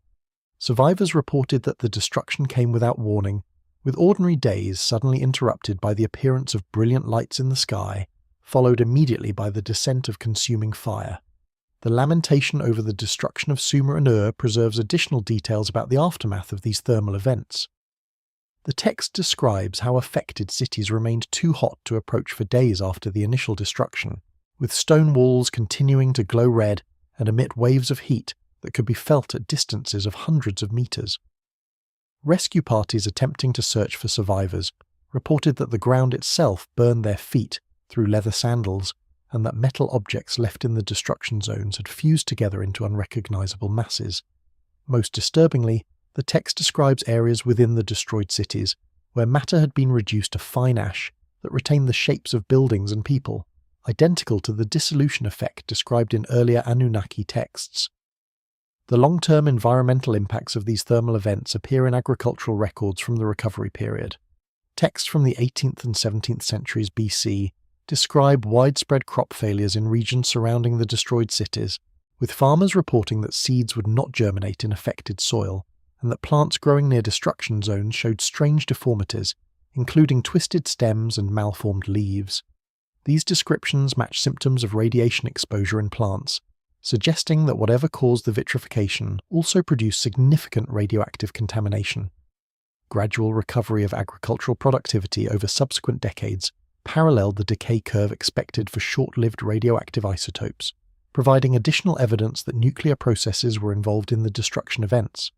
In the centuries following the Anunnaki departure, religious texts document the emergence of new spiritual traditions focused not on the departed gods but on the entities that had driven them away. The Book of Enoch, while primarily known for its accounts of fallen angels, contains detailed descriptions of watchers that correlate precisely with Mesopotamian descriptions of the approaching ones. These texts describe beings of pure light who possess the power to unmake matter, who move between dimensions beyond human perception, and who maintain eternal vigilance over Earth to prevent the return of those who would claim dominion over humanity. Most significantly, the Enochic traditions describe these watchers not as enemies of humanity, but as enforcers of cosmic law who terminated the Anunnaki's unauthorized intervention in human development. Archaeological evidence from temple sites in Syria and Palestine reveals the establishment of observation posts and ritual centers dedicated to these entities, with architectural features designed to facilitate communication with beings described as existing partially outside normal space and time. The Book of Enoch emerged from Jewish communities during the 3rd and 2nd centuries BC, but linguistic and thematic analysis reveals it preserved much older oral traditions that likely dated to the immediate post-Anunnaki period. The text descriptions of the Watchers employ terminology and concepts that appear nowhere else in mainstream Hebrew religious literature, but show remarkable parallels with Mesopotamian accounts of the approaching ones. The Watchers are described as beings who never sleep, who observe all events occurring on Earth simultaneously, and who possess knowledge of all times, including past and future. These characteristics match precisely the omnipresent surveillance capabilities attributed to the entities that forced Anunnaki evacuation. The Enochic texts describe the Watchers' physical appearance in terms that emphasize their fundamental difference from both humans and the earlier divine beings. They are portrayed as composed of living light, brilliant yet somehow tolerable to human eyes, unlike the consuming radiance that accompanied their initial arrival. The texts describe them as having forms that shift and change, sometimes appearing humanoid and sometimes manifesting as geometric patterns of pure luminescence. Most significantly, witnesses reported that the Watchers seemed to exist partially outside normal space, with parts of their forms visible, while other portions appeared to extend into dimensions beyond human perception. The cosmological framework presented in Enochic literature portrayed the Watchers as servants of a higher cosmic authority described as the Ancient of Days, or the Head of Days, an entity of such transcendent power that even the Watchers themselves appeared as mere servants in comparison. This hierarchical structure suggested the existence of a universal governance system that regulated interactions between different levels of conscious beings, with the Watchers serving as enforcement agents who ensured that advanced civilizations did not violate fundamental cosmic laws. The Anunnaki intervention in human development, according to this framework, constituted such a violation, justifying the Watchers' intervention to terminate it. The texts explicitly describe the Watchers' mission as protective of humanity rather than hostile toward it. The Enochic traditions portray the Watchers as having intervened specifically to prevent the Anunnaki from permanently altering human evolutionary trajectory through genetic manipulation and technological acceleration. According to these accounts, cosmic law required that each species develop naturally, according to its own inherent potential, without external interference that would distort the natural unfolding of consciousness and capability. The Anunnaki's enhancement programs, however beneficial they might have appeared in the short term, violated this fundamental principle and needed to be terminated to preserve humanity's authentic developmental path. Archaeological discoveries at sites in Syria and Palestine have revealed physical evidence of the Watcher cult that emerged in the post-departure period. Excavations at Tel Dan in northern Israel uncovered a temple complex dating to approximately 1700 BC that incorporated architectural features unlike any other contemporary religious structures. The central sanctuary contained a circular chamber with a domed ceiling constructed from precisely fitted stone blocks, arranged to create acoustic properties that amplified sound from the center while dampening echoes. Chemical analysis of residues on the chamber floor revealed traces of phosphorescent compounds that would have caused the walls to glow faintly in darkness, creating an environment of soft luminescence that devotees apparently associated with the Watcher's radiant nature. The ritual practices associated with Watcher worship focused on achieving altered states of consciousness that would enable communication with these entities.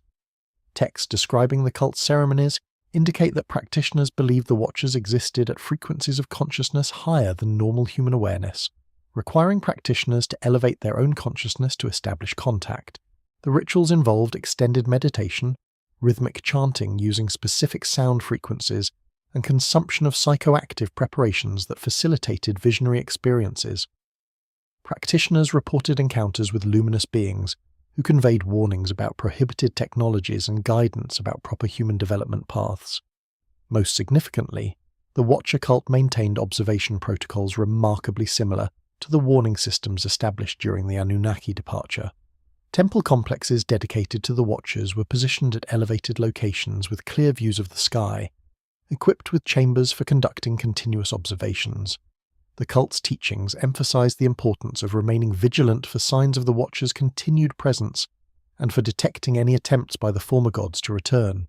This ongoing surveillance function suggests the cult served as humanity's defense against potential Anunnaki return attempts, maintaining the monitoring function that the Anunnaki themselves had initiated during their final months on Earth.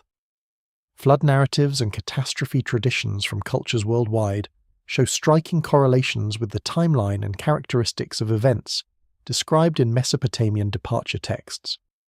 The Hindu Puranas describe a period called the Twilight of the Gods, when celestial beings abandoned Earth before the arrival of the destroyers of worlds, entities of pure energy who dissolved matter with their gaze. Mayan codices reference the descent of the torchbearers who cleared the earth of the Skylords and their works, preparing for a new age of human development. Norse mythology describes Ragnarok as initiated by the arrival of Surtur and his fire giants, who burned the old world to ashes.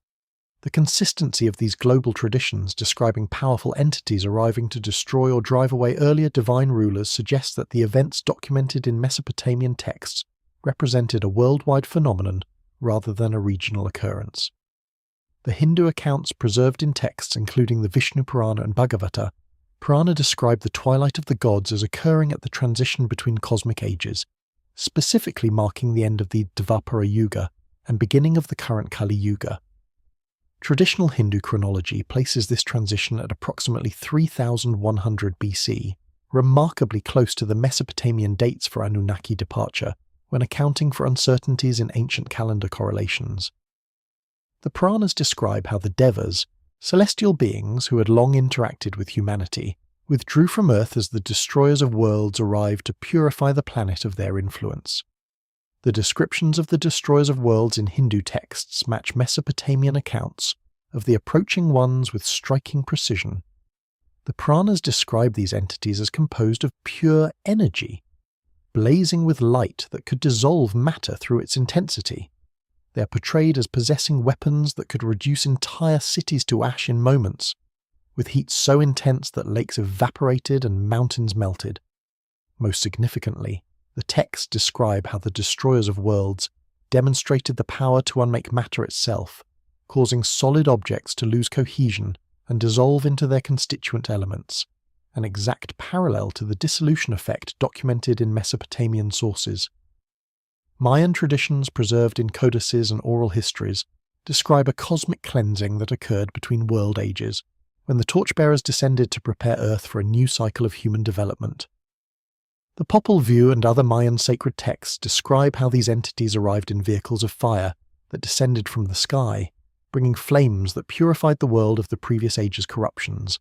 The texts specifically mention that the Skylords, divine beings who had previously ruled over humanity, fled before the torchbearers' arrival, abandoning their temples and cities to avoid destruction. The Mayan accounts provide detailed descriptions of the destruction wrought by the torchbearers that parallel Mesopotamian vitrification evidence. The texts describe how the purifying fire turned stone to liquid, transformed soil to glass, and created areas where the land itself became forbidden because matter there no longer behaved according to natural law.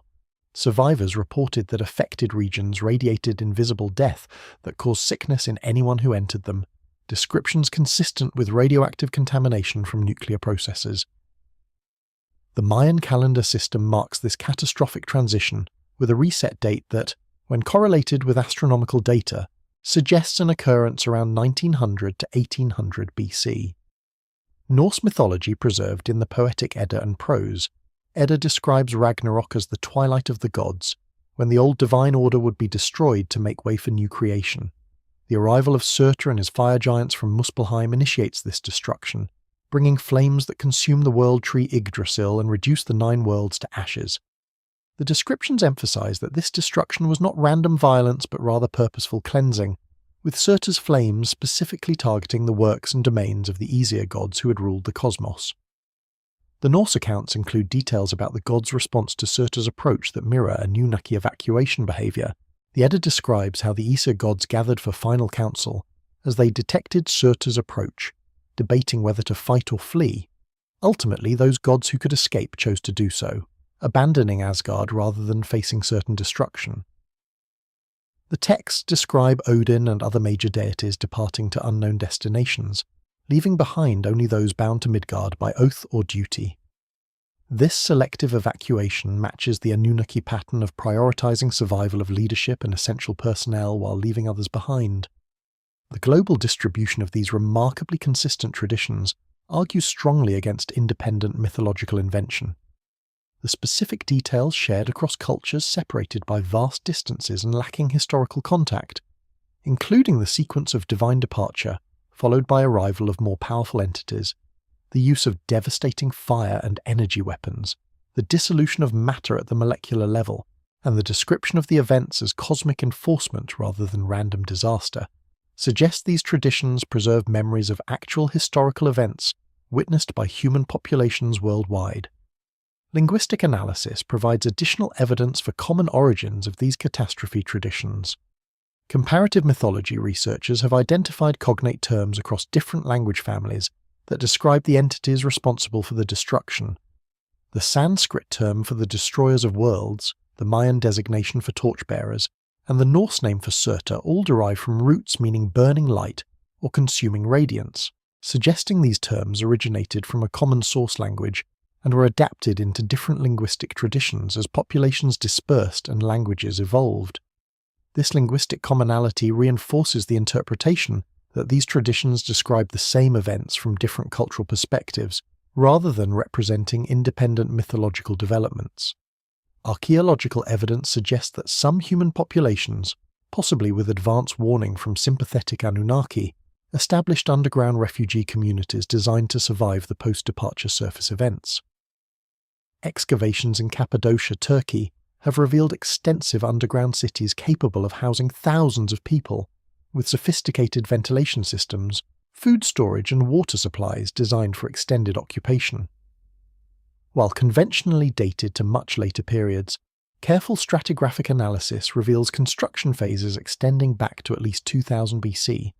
Most significantly, the deepest and most ancient portions of these underground complexes incorporate construction techniques and architectural features identical to those found in Mesopotamian Anunnaki installations.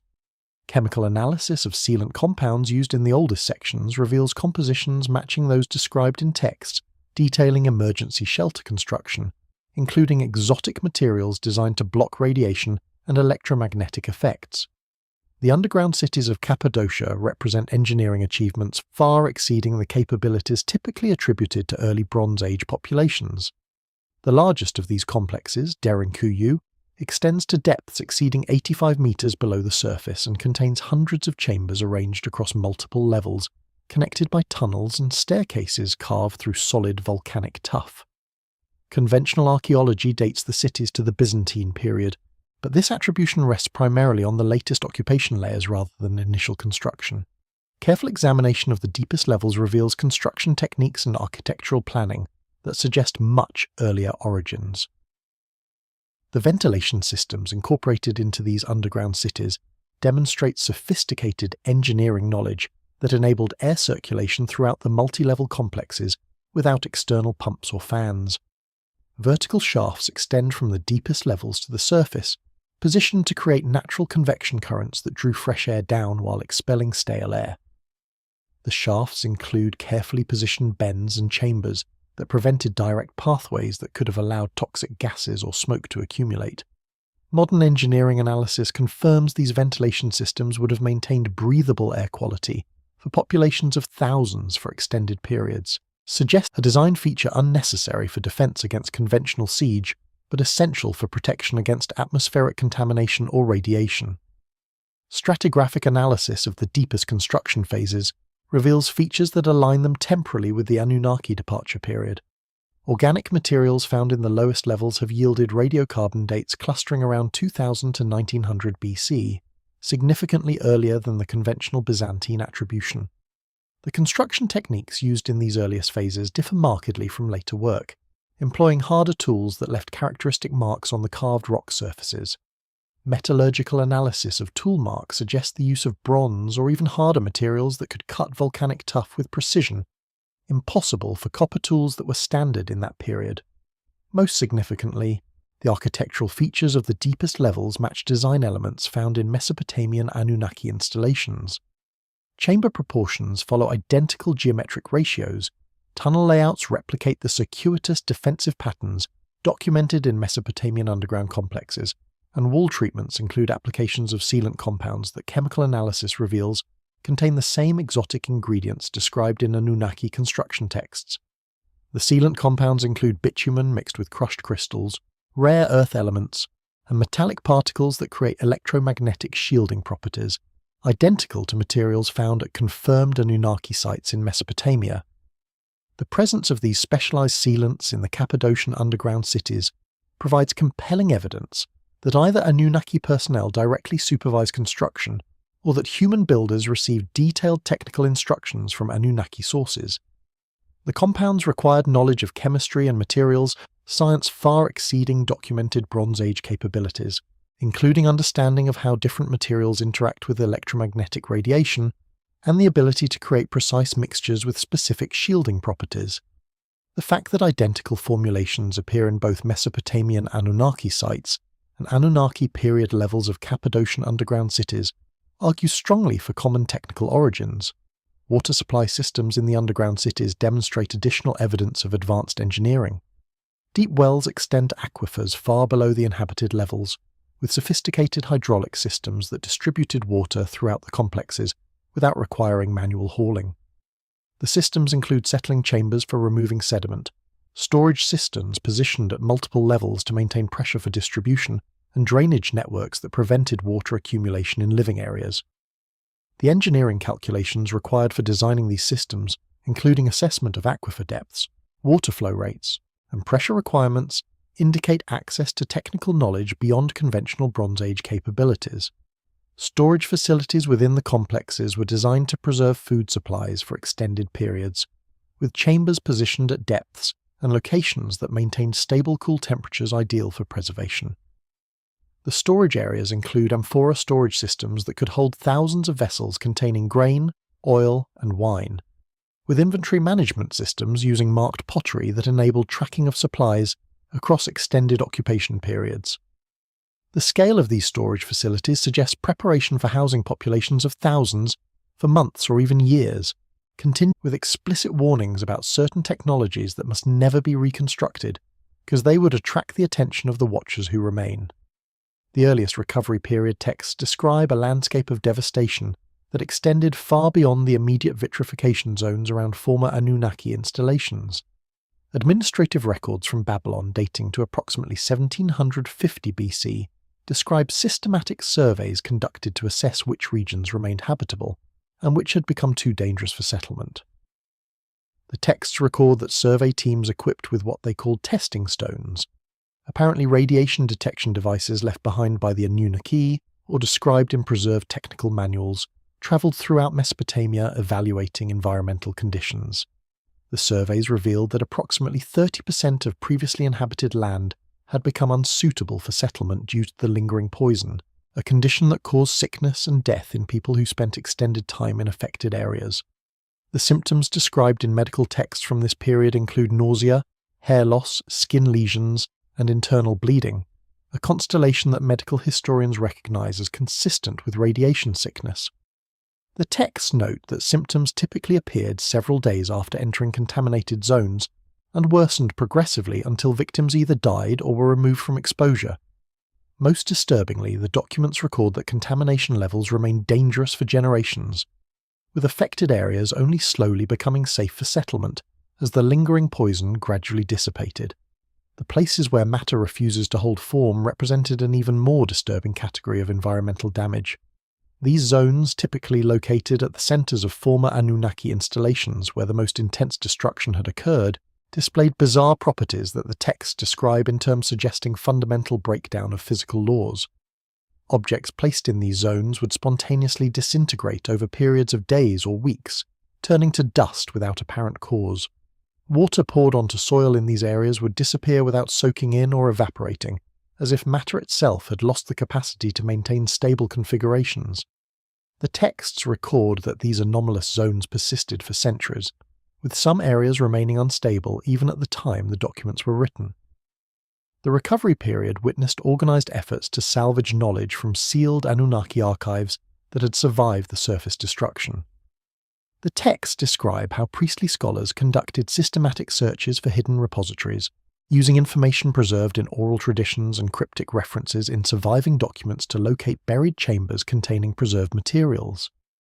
The rediscovery accounts emphasize the extreme caution required when opening sealed chambers, with procedures including extended periods of observation before entry, use of animals to test atmospheric safety, and careful documentation of chamber contents before disturbing any materials. The recovered archives contained a treasure of preserved knowledge that formed the foundation for rebuilding civilization, but the priestly custodians recognized that not all recovered information should be widely disseminated. Administrative records from temple schools established during the recovery period described the creation of classification systems that divided recovered knowledge into categories based on potential danger if misused. Public knowledge included agricultural techniques, basic mathematics, medical treatments for common ailments, and construction methods for ordinary buildings. Restricted knowledge available only to initiated priests encompassed advanced astronomy, sophisticated mathematics, complex medical procedures, and metallurgical techniques. Forbidden knowledge that could never be taught included technologies for generating artificial energy, manipulating matter at the molecular level, and creating artificial life. The establishment of these knowledge restrictions reflected hard-learned lessons about the dangers of technological advancement without corresponding spiritual development. The texts explicitly state that the destruction that befell the Anunnaki resulted from their use of technologies that violated cosmic laws, and that appearing at regular intervals and showing particular interest in regions where recovered Anunnaki technology was being studied, or where human settlements approached previous Anunnaki population concentrations. Most ominously, the texts record several incidents where attempted reconstruction of advanced Anunnaki technologies resulted in immediate appearances of the luminous surveillance objects, followed by destruction of the experimental sites through the same dissolution effects that had eliminated the original Anunnaki installations. These incidents reinforced the prohibitions against certain categories of technological development and established the principle that human advancement must proceed along paths that avoided replicating Anunnaki mistakes. The recognition that the Watchers remained actively engaged in preventing technological violations ensured that the knowledge restrictions would be maintained across subsequent generations, with the understanding that survival itself depended on respecting the boundaries that cosmic law had established for human development. Mystery school traditions that emerged in the post-departure period incorporated explicit prohibitions against developing or using certain categories of advanced technology, with severe penalties for violations. Egyptian Hermetic texts describe forbidden arts that invoke the wrath of the guardians of thresholds, specifically mentioning technologies for manipulating gravity, transmuting matter at the atomic level, and achieving physical immortality. The texts indicate these prohibitions originated from survivors who witnessed the destruction that followed when such technologies attracted unwanted attention from cosmic enforcers. Archaeological evidence from multiple sites shows deliberate destruction of equipment that could have been preserved, with damage patterns suggesting ritual dismantlement rather than practical salvage. Tablet fragments from Babylon describe purification ceremonies conducted over technological artifacts before they were broken apart and buried, with priests invoking protection from the Watchers who punish those who grasp beyond their appointed station. The Hermetic corpus, attributed to Thoth Hermes Trismegistus, and compiled from sources dating to the early 1st millennium BC but preserving much older oral traditions, contains the most comprehensive catalogue of forbidden technologies preserved in ancient literature. The text known as the Book of the Sacred Magic of Abramelin the Mage includes a systematic classification of prohibited arts, organised by their potential to attract intervention from what it calls the powers above. The highest category of prohibition encompasses technologies that manipulate fundamental forces, including gravity, electromagnetism, and nuclear binding energy, with explicit warnings that even theoretical study of these subjects could draw unwanted attention. The gravity manipulation prohibition appears repeatedly across multiple Hermetic sources, suggesting this technology represented particular concern for the cosmic enforcers. The texts describe how Anunnaki aerial vehicles operated through manipulation of gravitational fields, creating localized distortions in space-time that enabled movement without conventional propulsion. The Hermetic writings warn that any attempt to replicate this technology, even on small scales, would generate detectable signatures that the Watchers monitored continuously. Historical accounts preserved in the text describe several incidents where human inventors developed primitive gravity manipulation devices, only to attempt with patterns indicated and subjected to chanted invocations calling upon protective powers to shield the participants from consequences of handling forbidden technologies. The actual destruction procedures followed elaborate protocols designed to ensure complete elimination of technological function, while demonstrating respect for the knowledge the devices represented. Priests were instructed to dismantle equipment systematically, carefully separating components by material type and function. Each component was individually blessed and rendered inoperative through specific methods appropriate to its nature. Metallic parts were heated and hammered into shapeless masses. Crystalline elements were crushed to powder and mixed with soil. Written instructions or diagrams were ceremonially burned with prayers, requesting forgiveness for the knowledge being destroyed.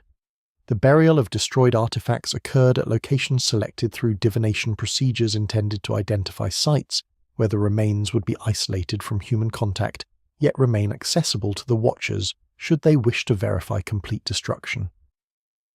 The texts indicate that priests believed the watchers conducted periodic inspections of these burial sites, checking to ensure that prohibited technologies had indeed been eliminated.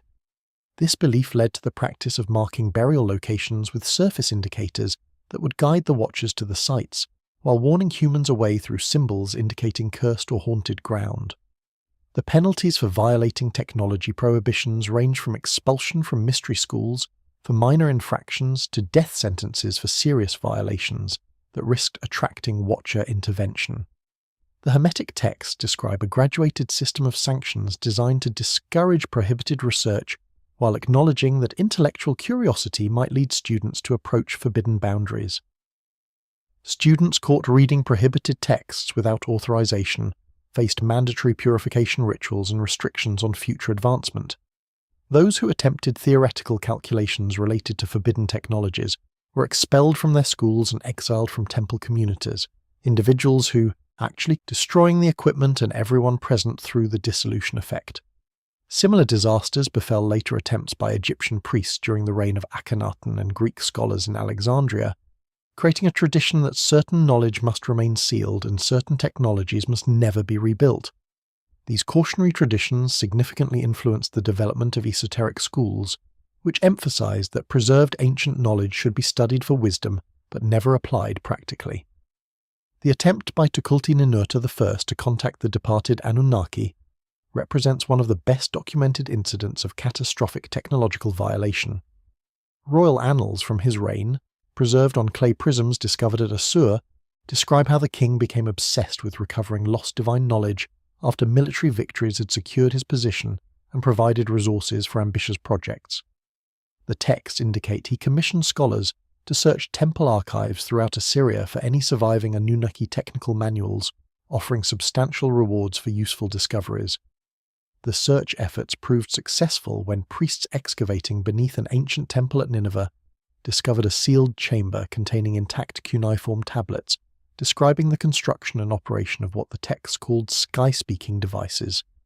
The tablets provided detailed technical specifications including precise dimensions for crystalline components, metallic frame construction, and electrical circuit arrangements.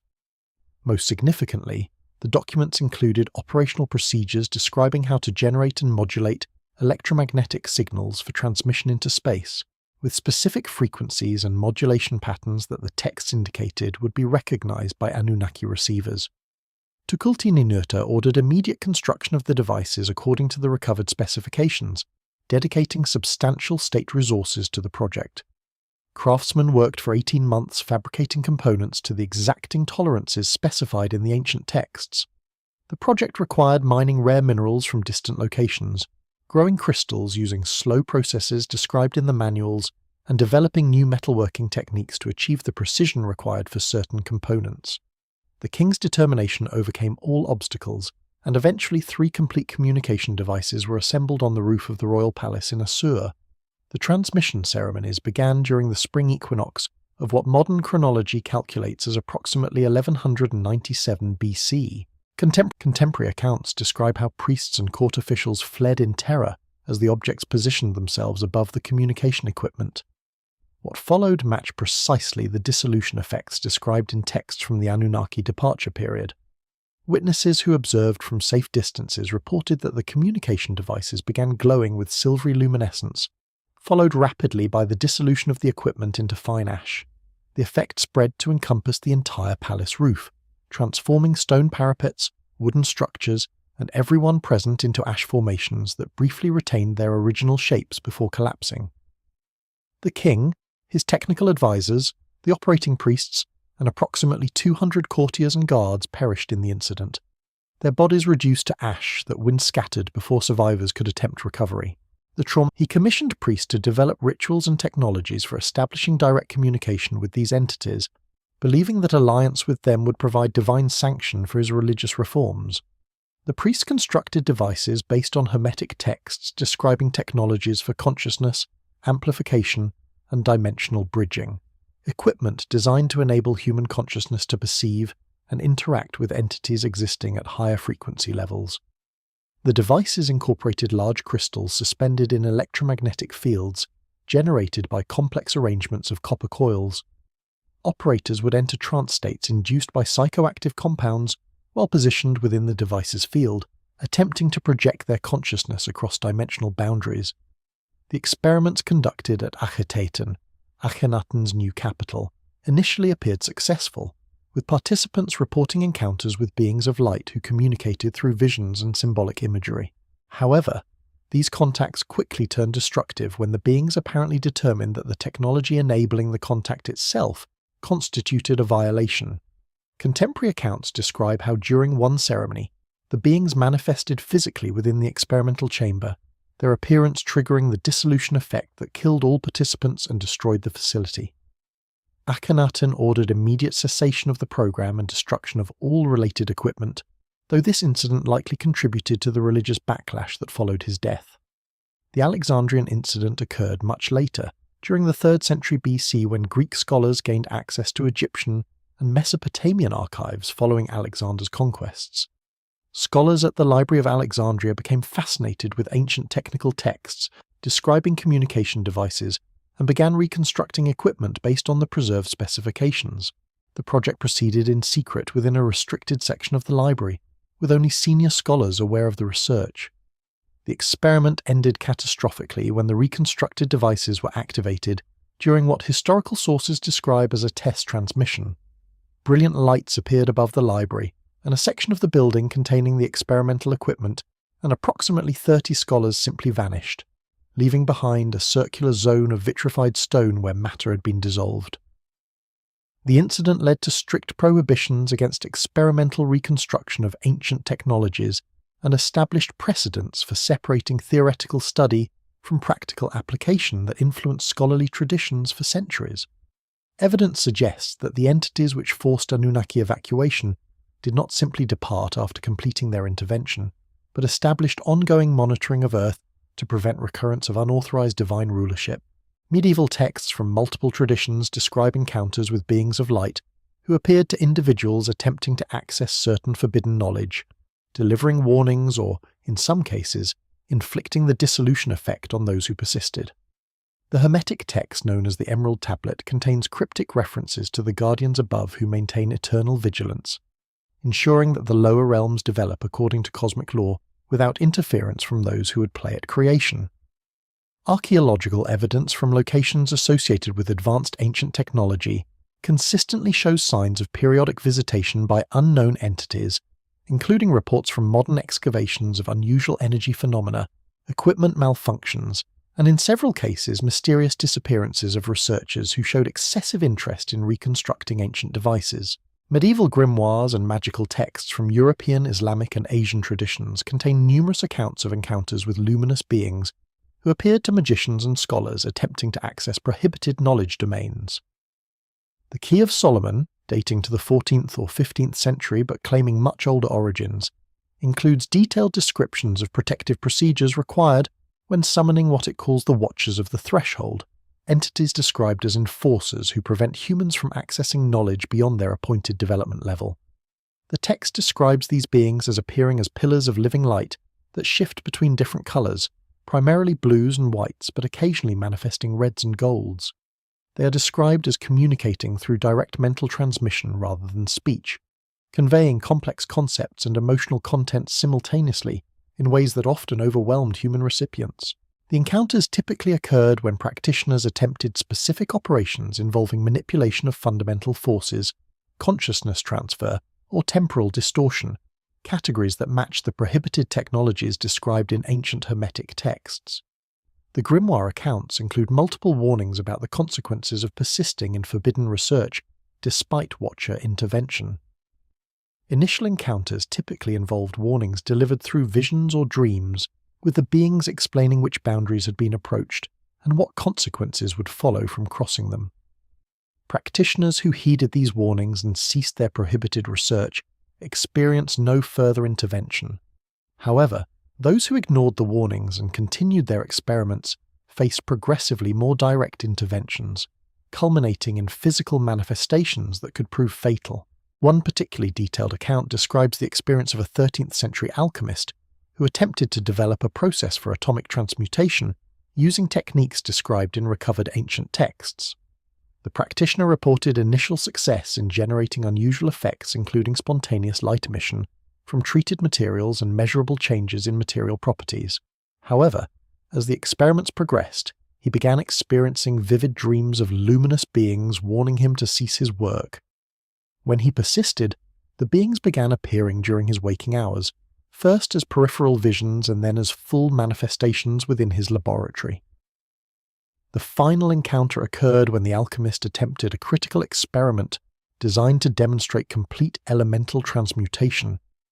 As he activated his apparatus, a brilliant light filled the laboratory, and a watcher manifested directly before him. The being communicated that the process he was attempting violated cosmic law and must cease immediately. When the alchemist refused and reached for his equipment to continue the experiment, the watcher extended what witnesses described as a beam of light that struck the apparatus. The equipment instantly dissolved into ash, and the alchemist's hand, which had been touching the controls, suffered partial dissolution that left permanent damage despite the watcher apparently restraining the effect from consuming him entirely. Islamic traditions preserved in texts like the Picatrix describe similar encounters with what Arabic sources call the Muqarrabun, the near ones who enforce divine boundaries.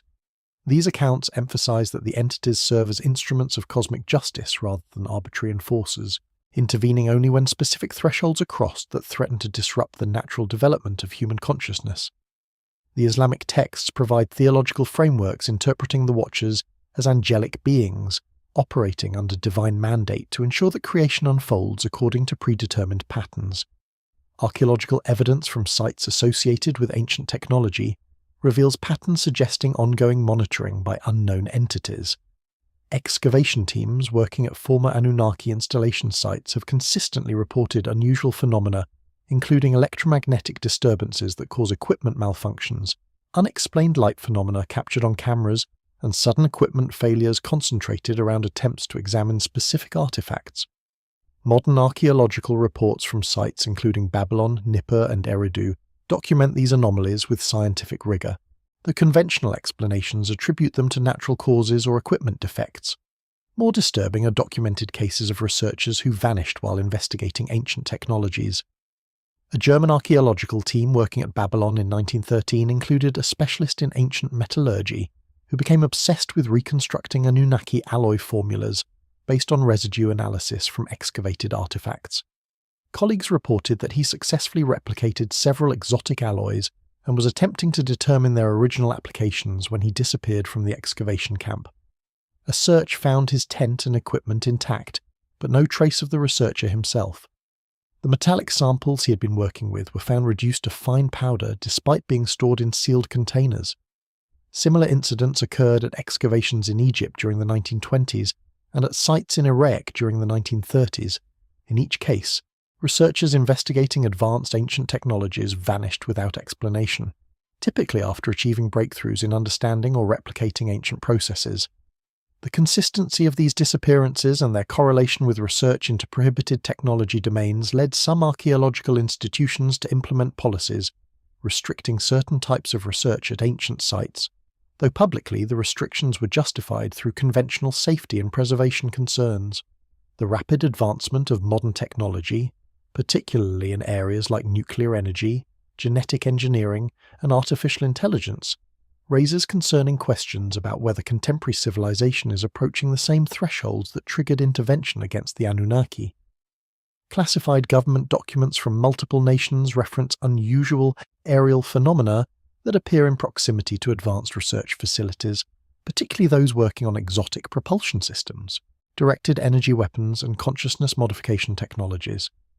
These modern encounters describe characteristics remarkably consistent with ancient descriptions of the Watchers, including brilliant luminosity, apparent disregard for conventional physics, demonstrated ability to disable electronic systems, and in several documented cases, the mysterious dissolution of facilities and personnel that were approaching breakthroughs in prohibited areas of research. The correlation between ancient warnings and modern phenomena suggests that the cosmic enforcement mechanisms which terminated Anunnaki operations on Earth remain active and continue monitoring human technological development.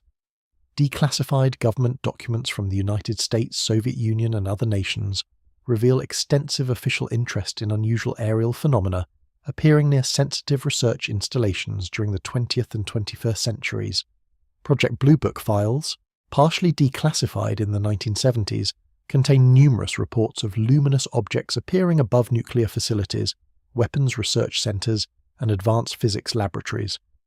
The objects demonstrated characteristics including instantaneous acceleration, apparent immunity to physical laws governing conventional aircraft, and ability to disable electronic equipment through proximity alone. Particularly significant are incidents occurring at facilities researching technologies that align with ancient prohibitions. Los Alamos National Laboratory, where nuclear weapons research has been conducted since the 1940s, has experienced numerous unexplained aerial phenomena with reports describing spherical objects of intense luminosity that hover above sensitive facilities for extended periods. Security camera footage, when not affected by the electromagnetic interference the objects generate, captures images of vehicles that show no visible propulsion systems and demonstrate movement patterns impossible for conventional aircraft.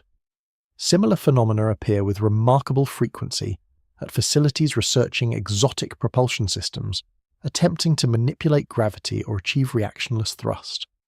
Lockheed Martin's Skunk Works facility, known for classified aerospace projects, has generated internal reports describing encounters with unknown aerial vehicles that appear during testing of experimental propulsion systems.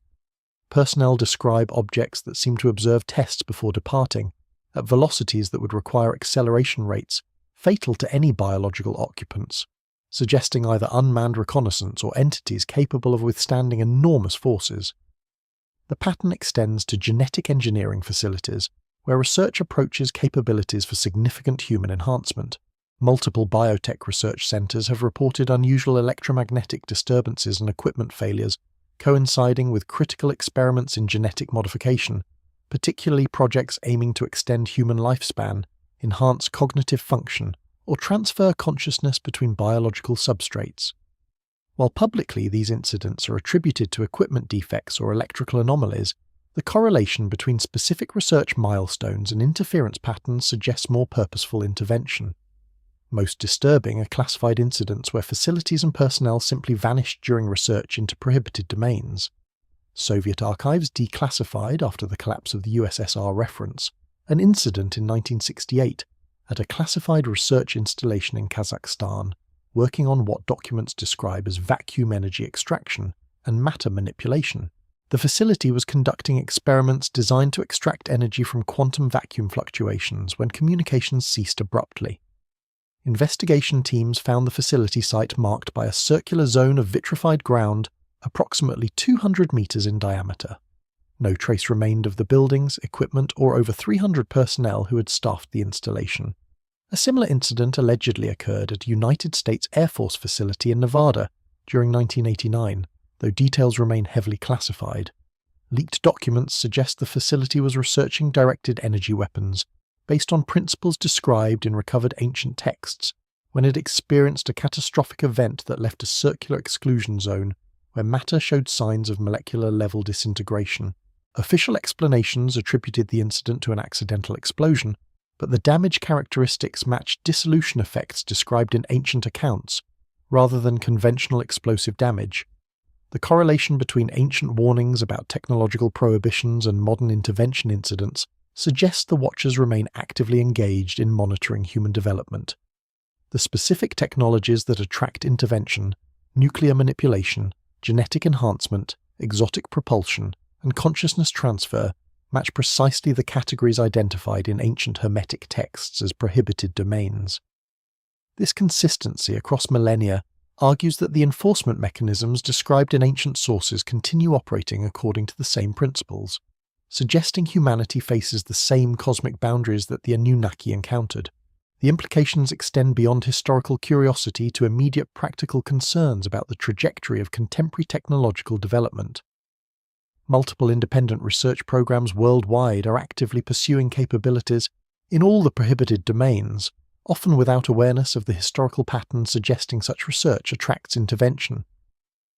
The accelerating pace of technological advancement and the diffusion of research capabilities across numerous institutions increase the probability that thresholds will be crossed that trigger enforcement responses.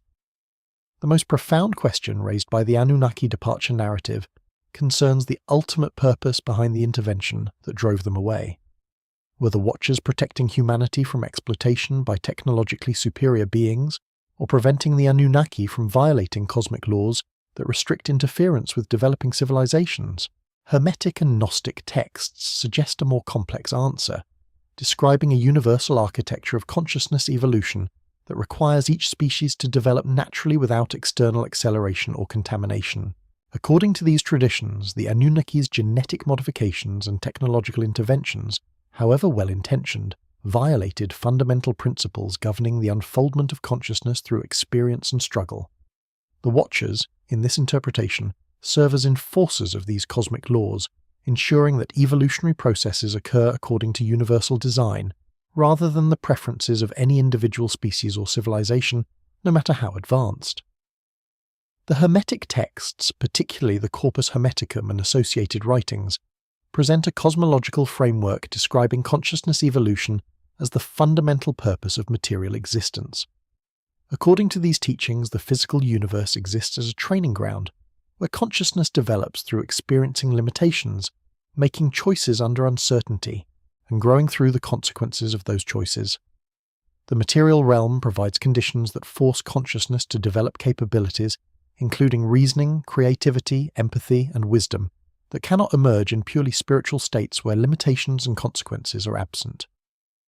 This evolutionary framework suggests that external intervention, particularly technological acceleration or genetic enhancement that bypasses natural development, disrupts the learning process that material existence is designed to facilitate. The Anunnaki genetic modifications, while successful in producing humans with enhanced intellectual capabilities and extended lifespans, effectively cheated the natural developmental process. The enhanced humans received capabilities without undergoing the struggles that would normally produce those capabilities as earned achievements. This shortcut violated the fundamental principle that consciousness must develop through authentic experience, rather than receiving capabilities as gifts from external sources. The Gnostic texts, including the Nag Hammadi library discovered in Egypt in 1945, provide additional perspectives on the cosmic governance system that the Watchers represent. These texts describe a hierarchy of cosmic authorities called archons that govern different aspects of reality, ensuring that creation unfolds according to divine plan rather than the preferences of created beings. The highest authorities, sometimes called eons or pleroma, establish the fundamental laws governing consciousness evolution. Intermediate authorities, including the Watchers, enforce these laws by monitoring developing civilizations and intervening when violations occur. According to Gnostic cosmology, the material universe exists within a carefully designed system of checks and balances that prevents any single species or civilization from dominating others or disrupting the natural evolutionary processes of developing worlds. Advanced civilizations that attempt to accelerate the development of primitive species through genetic manipulation or technological intervention violate this system regardless of their intentions.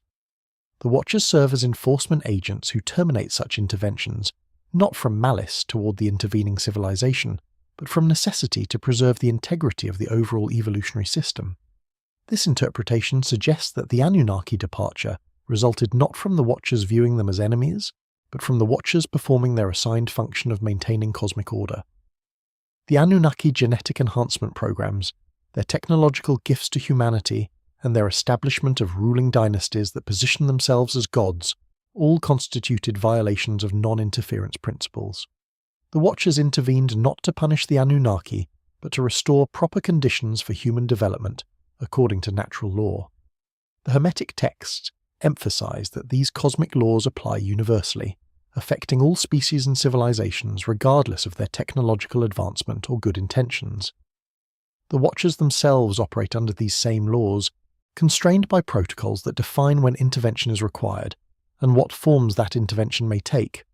The texts describe the Watchers as bound by duty to enforce cosmic law, even when doing so causes suffering or appears cruel from limited perspectives.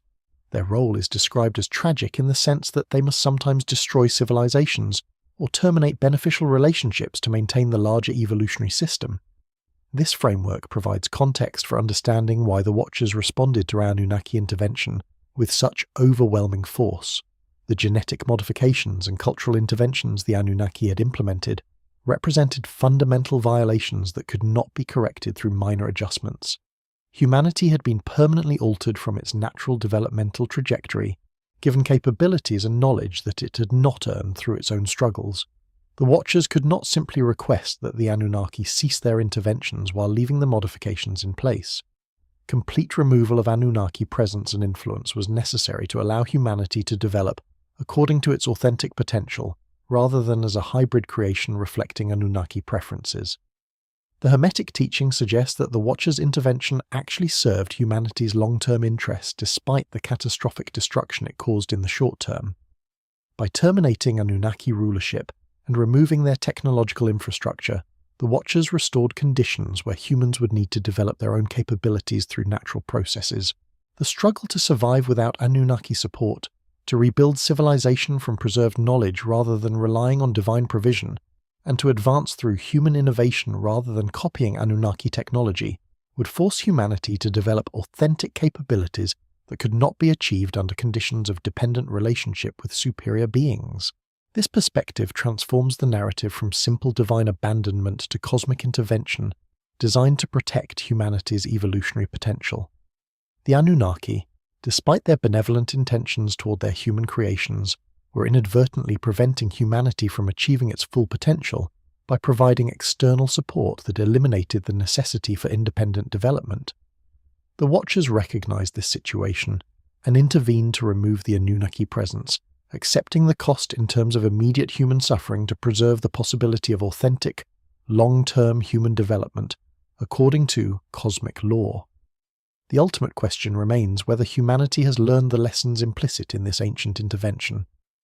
Modern civilization faces analogous temptations to take evolutionary shortcuts through genetic enhancement, artificial intelligence augmentation, and potential contact with extraterrestrial civilizations that might offer technological gifts. The ancient accounts suggest that accepting such shortcuts, however attractive they might appear, would violate the same cosmic principles that governed the Anunnaki intervention. The Watchers who terminated that intervention presumably continue monitoring humanity's choices, ready to enforce the same boundaries if contemporary civilization crosses thresholds that previous enforcement demonstrated were inviolable. The recognition that cosmic law governs consciousness evolution across the universe suggests that humanity's choices about technological development carry consequences extending far beyond immediate practical applications. Each step toward capabilities in prohibited domains, genetic enhancement, consciousness manipulation, exotic propulsion, and fundamental force manipulation moves contemporary civilization closer to thresholds that historical evidence suggests will trigger intervention. Whether humanity can develop wisdom to restrain its technological ambitions before crossing those thresholds represents the critical test of whether contemporary civilization will avoid repeating the Anunnaki's mistake and suffering the same fate that drove them from Earth thousands of years ago. The evidence presented throughout this investigation points to a profound truth that challenges conventional understanding of human history and our place within a larger cosmic order. The Anunnaki departure from Earth around 1900 BC was not simply the end of one civilization's influence over humanity, but rather a critical intervention by cosmic enforcement entities maintaining universal laws governing consciousness evolution. The convergence of archaeological evidence, ancient texts, geological anomalies, and cross-cultural traditions reveals a pattern far more complex than simple divine abandonment or mythological invention. The physical evidence remains undeniable. Vitrification layers dated precisely to the departure period, electromagnetic shielding in underground complexes built according to specifications that exceeded Bronze Age capabilities, astronomical observations tracking objects that violated natural celestial mechanics, and systematic destruction of advanced installations through dissolution effects that modern physics recognizes as molecular-level disintegration. These findings demonstrate that extraordinary events occurred during the early 2nd millennium BC, events that conventional archaeology struggles to explain, but that align precisely with the narrative preserved in cuneiform texts, describing intervention by entities possessing capabilities far beyond those attributed to the Anunnaki themselves. The global distribution of remarkably consistent catastrophe traditions argues compellingly that these events affected human civilizations worldwide rather than remaining confined to Mesopotamia. Hindu accounts of the destroyers of worlds, Mayan traditions describing the torchbearers, Norse mythology of Ragnarok, and dozens of other cultural memories preserve details so specific and consistent that they cannot represent independent mythological invention. The pattern suggests coordinated global intervention designed to terminate unauthorized divine rulership across all human populations simultaneously. Most significantly, the evidence indicates this intervention was not random destruction, but rather enforcement of cosmic principles governing how civilizations may interact across developmental levels. The Hermetic and Gnostic frameworks describing universal laws requiring natural consciousness evolution provide coherent explanation for why technologically advanced beings would intervene against the Anunnaki despite their apparently benevolent intentions toward humanity.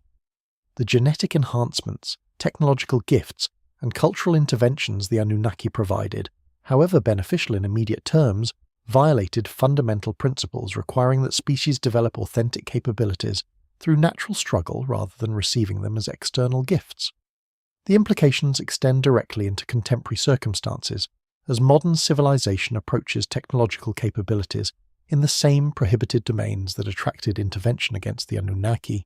Nuclear manipulation, genetic engineering, exotic propulsion systems, and consciousness transfer technologies represent precisely the categories that ancient texts identify as threshold violations.